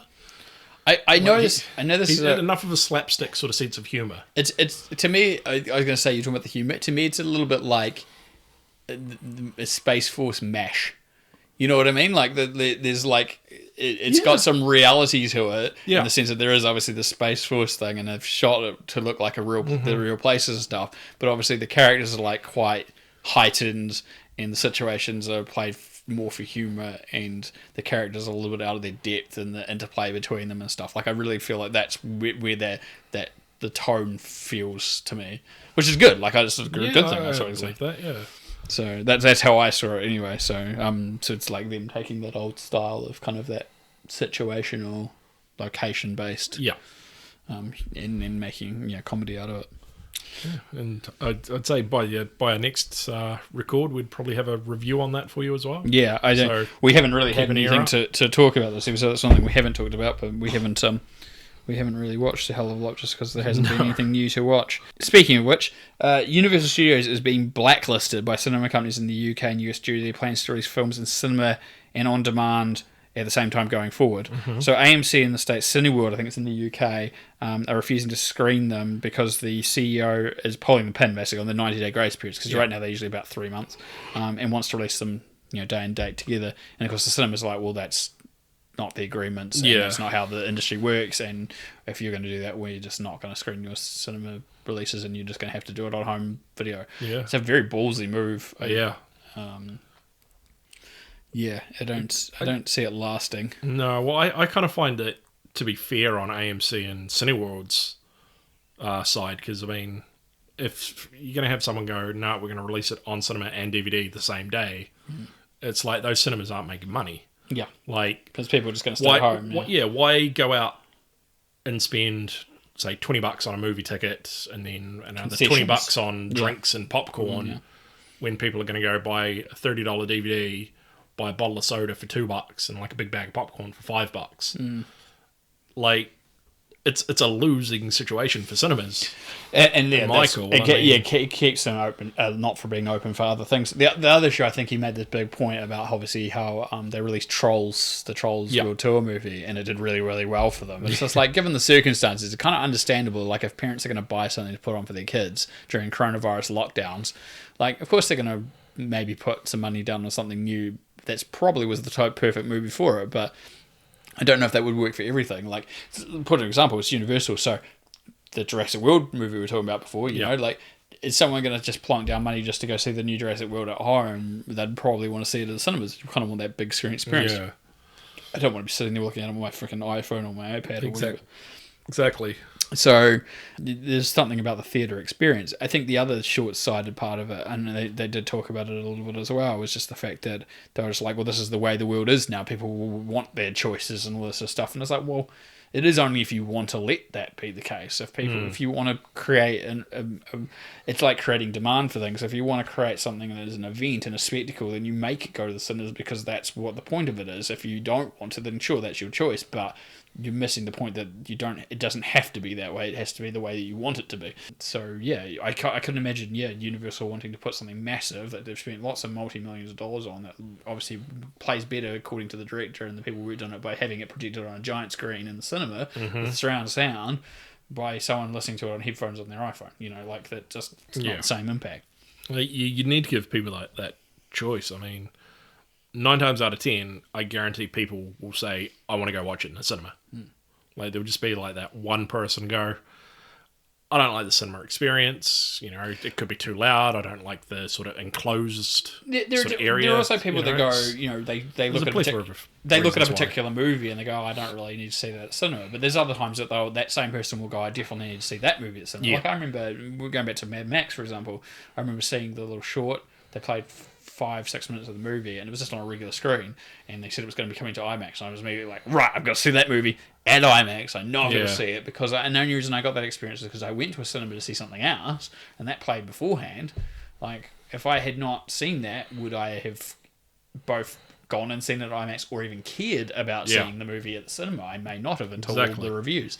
It was literally watching a scene from the movie on that screen that made me go, right, I want to go see it. So, and it's the same, even watching trailers at a cinema is different than watching trailers on a TV or on a phone or whatever. For sure. There's a different impact, so we will see. Well, the other impact, obviously, with all these delays and changes to stuff like this and home streaming is that the Oscars for 2021 will include streaming site movies from Netflix and Amazon officially, because they had talked about not doing it. Yeah. But also movies that obviously they had planned to be released as theatrical releases and end up having to move to streaming because of the circumstances, and obviously not knowing the outcome of how things are going to go in the States in the coming months. That's obviously very important for however movies get released and the number of reduced theatrical releases. There is going to be slim pickings at the Oscars next year should that continue. Absolutely. And of course, coming off the back of Scorsese's Irishman as well, being a Netflix movie, but also having a limited cinema release as well, that it was still eligible for that was the an Oscar too. Yeah. So, I guess with everything that's gone on, there's slim pickings for next year's Oscars. So, don't expect it to be 6-7 hours like previous years. It'll be like an hour and a half, surely. Yeah. It'll probably all go to Trolls or something. Yeah, I was going to say, best animated film, Sonic the Hedgehog, best actor for Will Smith for Bad Boys for Life. Possibly, yeah. It's like, you could probably almost predict it now as opposed to what's sort of done well. It won't be that bad, but like it literally could be, the slim pickings depending on what happens. Who knows? I just want to talk one last thing about cinema releases. So they've said that over, especially in Asia, but probably other places, they're looking at re-releasing, Warner Brothers doing this, re-releasing the Dark Knight trilogy into cinemas to try and get people back into the cinemas where they're reopened, because it's like a trilogy that people might want to go see at the movies. So if they do it in IMAX, I'm keen. Yeah, I never saw them in IMAX, and I really wanted to. No, fair enough. I don't think I did either, because I think when the third one came out, I was in Wellington and I watched the first two. They put the Batman Begins only one of the small cinemas downstairs, and then the other two were upstairs on the embassy screen. Yeah, and that was the last time I saw three of them. I think. Oh wow! Together, kind of. I don't think I've watched Batman Begins since then, and I probably have seen The Dark Knight once since then, but I can't even remember where I saw it. Okay, maybe it was on TV or someone was playing it or something. Yeah. So I'd be keen to see that on, especially as you said, IMAX. That would be really cool. If it's re-released IMAX here. Sign me up. I'll be there. So I'm out here. Why? Gonna go watch Batman for 7 hours, give or take. Got a bit of a break between them, I guess. Yeah. Yeah, definitely. Moving to our deceased part of our in memoriam. In memoriam. You keep forgetting this is what you keep wanting. In memoriam. We need music here, but Sam Lloyd. Song? No. Sing us a song, the piano. I'm not. No. It was on the radio the other day. I really enjoy that song too. I digress. Sam Lloyd, probably more well known from Scrubs, as I forget his name now. Ted, thank you. He passed away from cancer on May 1st. Yeah, it wasn't a shock, but it was a shock. It was funny. So I think I've talked about this before, but so Zach Braff and Donald Faison have been doing a podcast revisiting Scrubs episodes, and they had guests on. It's like Fake Doctors, Real Friends. That's the one. And it's worth checking out. It's actually really funny. And so they started that a few weeks back, and it was like, I should see what happened with Sam Lloyd, because I'd heard obviously a year ago that it wasn't too well. He had been diagnosed with quite severe cancer, and it started to spread, and they were not sure how it was going to progress. But it sounded like things had been somewhat positive. But I was like, okay, I should probably check up and actually see what's been going on. So maybe end of last month, maybe a week before he passed away, I had a look online, and I was like, that doesn't sound particularly great, and so. It was probably not a surprise to see that, but it's really unfortunate. He's got he he only had a child, I think, about just over a year ago, so just before his diagnosis. And he wasn't that old. He's 52, I think. Yeah, he wasn't that old. So, yeah, real sad loss. A lot of outpouring just for people within the community. The cast of Scrubs, obviously, in particular, but a lot of people, he worked on Desperate Housewives and all sorts of other comedies, quite a few movies, bits and pieces as well. Quite often played, like, kind of down on their, like, hapless characters, but he wasn't that sort of person either. He was also very well known for his singing talents, obviously both in Scrubs, but also in general. And reality as well. Yeah, exactly, and a lot of comedy and stuff as well in general, like team-based comedy and so forth. So yeah, a bit of a sad loss for sure. Yeah, one I think which kind of surprised me, I don't know about you, but was Fred Willard. He died of natural causes at 86. It's funny because you were talking about Space Force, and he does turn up in it, and he does look quite frail. Yeah, so it begs the question of when that was done, and probably I assume last year. Gosh, to list Willard's achievements is ridiculous. Like, pretty much every Christopher Guest movie he could steal scenes in. Yeah. I mean, he was the only live person in WALL-E. Yeah, or he's the only live-action person in any Pixar film. That's true. Not just WALL-E, but any Pixar film. To this date, that's true. He's done so many TV shows, so many movies. Gosh, it's ridiculous. Just obviously the amount of outpouring and, like, especially the references from comedians and stuff. We're going to talk about Jerry Stiller shortly. Even Ben Stiller was just like how much of an impact he had him as well. So, like, it's kind of crazy just to see how many people were saying all these amazing things. I think I told you about this. Well, the funniest thing I saw was Bryan Cranston was talking about how he played a softball game where he'd been doing absolutely terrible, and Willard came up to kind of commiserate with him because they're on the same team, and he just goes and kind of pats him on the shoulder, puts his arm around him, and goes, it's all good, can't win them all, but maybe next time try turning the bat around. Yeah. That's a great joke. Yeah. Now you mentioned Jerry Stiller, so we'll jump onto that now. Yeah. That was natural causes as well at 92. That's a good innings. It is a good innings. Stiller had basically two career phases. Very well known through the 50s and 60s with his wife as a comedic duo. Mm-hmm. Just very iconic. Mostly focused on the fact that they came from two entirely different backgrounds. Yeah. Which is just hilarious. And if you go back and watch the clips or listen to the bits of their recordings, they are very funny even now. It's so prescient too. Like you actually listen to it, and it's got so much more relevance now, like almost, which must have made it so groundbreaking in its time. And then obviously everyone knows him quite often now from Seinfeld for playing George Costanza's cantankerous father. Which apparently he was never supposed to be cantankerous. Originally, the version, because they filmed one episode with him played by a different actor, and then they re-recorded the role later when he with him. But apparently, when he came in, he was supposed to play at a particular type, and he ended up jokingly getting into an argument with the person he was sitting in to be his wife in the scene, and they just thought it was hilarious, and they were like, "That's the character. That's totally it. He should be cantankerous and like just has these harebrained schemes and just like has this very particular view on the world." Yeah. And I think he's also is he Kevin James' father in King of Queens? Yeah, or is he went and did Leah that Remini's? No, he did that. I think was it Leah Remini's character? Yeah, I can't remember, but he was also another father figure in that as well. Like 7 or 8 seasons of that King of Queens. So yeah, very and kind of a similar but not too similar role. He can be cantankerous, but he was a little bit more more even heeled. Yeah.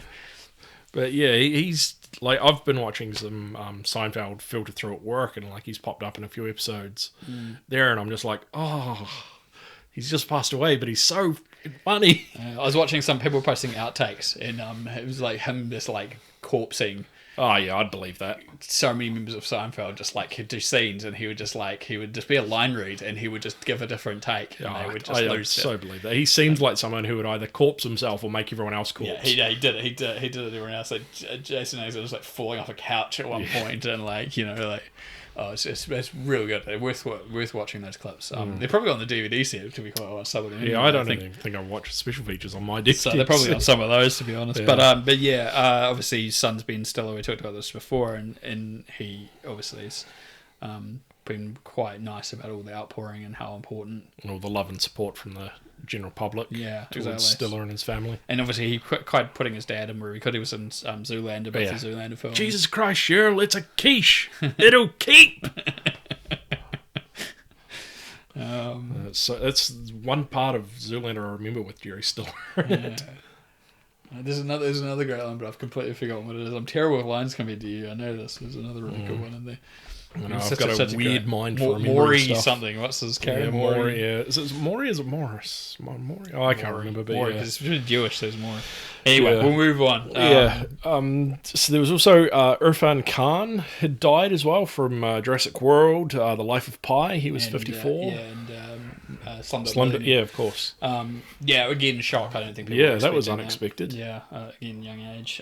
No, I don't think anyone knew anything was awry or anything like that. No. It was funny too because I was sitting down the other day outside.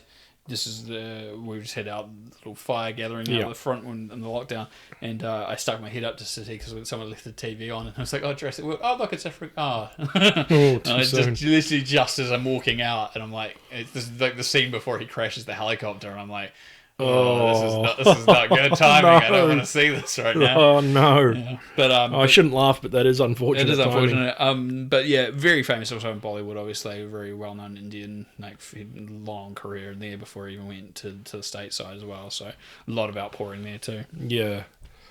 We'll move on. There was something I think I was supposed to put in either the previous episode or the episode before, but I never ended up writing down because I'm an idiot and I forget things. So I've put it down this time, so you're welcome. During lockdown, Patrick Stewart has been doing a sonnet a day. Yes, I saw that. During isolation. It came up on my YouTube suggestions. Yeah. And being a classically trained Shakespearean actor, I mean, it's kind of hand in hand. I think I told you about this last time when he was watching about that clip from when he was starting on Star Trek and how much of it he goes, "Oh God, I can't like such a it's trained as classic Shakespearean." Yeah. Blah blah blah. What am I doing? Yeah. What am I doing? Oh my God. I think I remember seeing something a couple of weeks ago. It screened here. It was because Graham Norton is doing a lockdown series as well, where he's doing like Skype interviews with people. Oh, it was him and his wife, wasn't it? It was Patrick Stewart and his wife were a guest on, and he talked about a sonnet, and I think he did whatever day he was up to at the time, like live, and I say that in quotations, on Graham Norton, but I think it went out to like YouTube and Facebook after the fact. So he did one there as well, and I've completely lost my train of thought. Just went blank. He's gone white as a sheet. Where's he going with the sonnet story? I've completely lost my train of thought. I've completely gone with that. All right, I'm sure it'll come back to you. We'll move forward, and if it comes back to you, we'll let it come back. I'm totally keeping this in, by the way, because it's so funny to me that you've just like mid-sentence just went, where was I going with this? Why was talking about sonnets? I'm so sorry. I've completely gone with this. That's all right. He's having a moment. I've remembered. I've remembered now. So. No, there you keep this in now. Yes. I'll just keep it as it is. Graham Norton had asked him, I think, because Judi Dench had done something similar, but not. Was it Judi Dench or Maggie Smith? I can't remember. See, this is how much I've just forgotten that story. Jesus. He'd asked Patrick Stewart whether he's going to like memorize them to like recite them later on, and he's like, I don't think I'm there yet. Because I think he knew of the sonnets and he vaguely knew them, but he hadn't read them for a long time. So it was ready. Whereas I think it was Maggie Smith, I think it was, performed performed them sort of live, not really live, but she's done them as a whole sort of a routine somewhere on stage. So she had kind of memorized it. Yeah, which is amazing. There's been a film. I'm just gonna move on. Just because but it's still kind of connected. There's been a bunch of like film actors doing like performance, like sitting through movies and talking about the experiences and so forth. Kind of like a watch along sort of thing. Yeah. I've actually got another one to add to this list once that I didn't even write because I just remembered thinking this just as I talk about it. So Pierce Brosnan did a live watch along to GoldenEye. I thought that was really good. I don't know if you watched it. The best thing was when he talked about how I saw the start of it. Okay, there's a story he talks about how he really wanted an Aston Martin and they made him an Aston Martin. It was a unique one-off for him. made. It was part of his contract deal for like one of the sequels, and it burned up in a house fire. Oh no! And he's got left as like the little plates that were in the door wells. It's just used to say like for 007 Pierce Brosnan. Like, yeah. Oh wow! That's literally what he's got. He said it was like amazing paint color, like diamond sheen. Wow! And it was like one of a kind. Because I love driving that thing. Yeah, unfortunately. Oh, it was an amazing story, so worth watching. I think it was with it might have been with IGN, or I know it was at one of the magazines actually, wasn't it, like Esquire or something, and they put together a little highlight reel, and it's in the highlight reel. So watch the highlight reel if you're not going to sit through the whole 2 hours. They put together the best bits of that story is in there, because I saw it come up in my suggested after I watched the whole thing. But it's absolutely hilarious. Joseph Mazzello did one for Jurassic Park with the Cinefix guys from slash IGN. That was really interesting because he was at his parents' home in the UK when he did the recording. So he had all the stuff from when he was working on Jurassic Park at the house. So I think there's like a maquette that he got from Steven Spielberg that's got an actual raptor maquette in it. Oh wow! From the kitchen scene. He had the Hawaii Survivor T-shirt from the that's right, the hurricane Kauai. Yep. And he was just telling stories and stuff about working on the film and how much he told a really interesting story as well during it about how I think it was during this or it might have been afterwards about how Spielberg had seen him in Bohemian Rhapsody and didn't realize it was him. Wow! So he'd actually specifically asked, "Oh, who's that guy? Like he looks familiar, but who is he?" And then someone was like, "Oh, it's Joseph Mazzello. You know." He worked in Jurassic Park, like Timmy. And he's like, what? Wow. Well, I suppose that puts it down to the detriment of Spielberg and how many people he's worked with over the years. But also the wig and like the styling to make him look like that as well. So that was pretty funny. I mean, to me, it, like just your general audience member go, hey, it's a kid from Jurassic Park. But someone like Spielberg would be like, well, see, looks familiar. Because he worked with him again on The Pacific. Yeah, okay. He's in that. So he was cast in that. The other one which I didn't write down, which was really interesting, was Edgar Wright did a live tweet session of the first whole season of Spaced. Oh. So he literally sat through and just tweeted up facts and information, posted up some script examples of stuff so they could see what it matched to the screen, did some shout outs, posted some photos, because I've still got the Polaroids from the opening season where they make the fake Polaroids. Yeah. I've still got some of those and posted up some pictures of those. It was really good. And so if people want to look back, it's on a whole big tweet thread. But yeah, it's definitely worth looking through that. It's very, very funny. There was a couple of other book ones which you've written down a couple. Yes. I've written one extra one, so I'm going to let me read that, but I'll let you do the first two because you wrote both of those down. Yeah, so as well as celebrity watch-alongs, there's also been, I guess, celebrity read-alongs as well, where celebrities are reading books that they're not necessarily involved in, but they may have been involved in the books being brought to life, as in the example of Daniel Radcliffe has read Harry Potter. I think he started with chapter 1, The Boy Who Lived. I don't know if he read past that or later on in the book. That's all I know of that.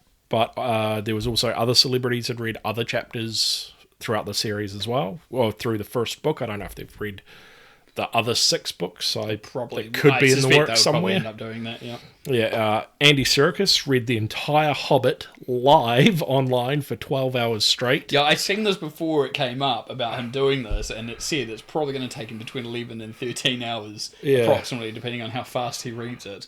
And then, so when I saw it was 12 hours, I was like, well, that was about what people expected. One thing I'd like to know, did he go full Jack Bauer and not go to the bathroom?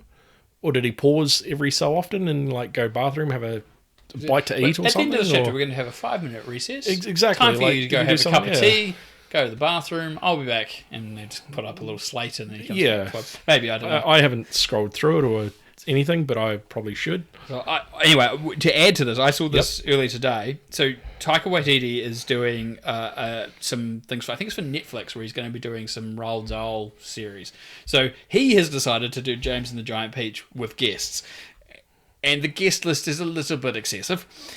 Let's just... go ahead, I'll let you list these off. Alright, so it's Taika and Chris Hemsworth, Ryan Reynolds, Kate Blanchett, Benedict Cumberbatch, Meryl Streep, Tessa Thompson, Cara Delevingne, Bernie Fieldstein, Olivia Wilde, Mandy Caitlin, Sarah Paulson, Eddie Redmayne, Kumail Nanjiani, Ruth Wilson, Cynthia Erivo, Lupita Nyong'o, Josh Gad, Liam Hemsworth, Nick Kroll, Billy Porter, Gordon Ramsay, Eddie Redmayne... Had to. Sorry. So Ben Schwartz and the two boys from Jojo Rabbit, Roman Griffith Davis and Archie Yates, plus more. There are some others, but I didn't even list them because I saw this from 3 different sources and compiled that list from 2 of them. And there was probably ones I missed, and I may have even repeated someone twice. I don't know. I don't think so, but so many people. It's not even a very big book.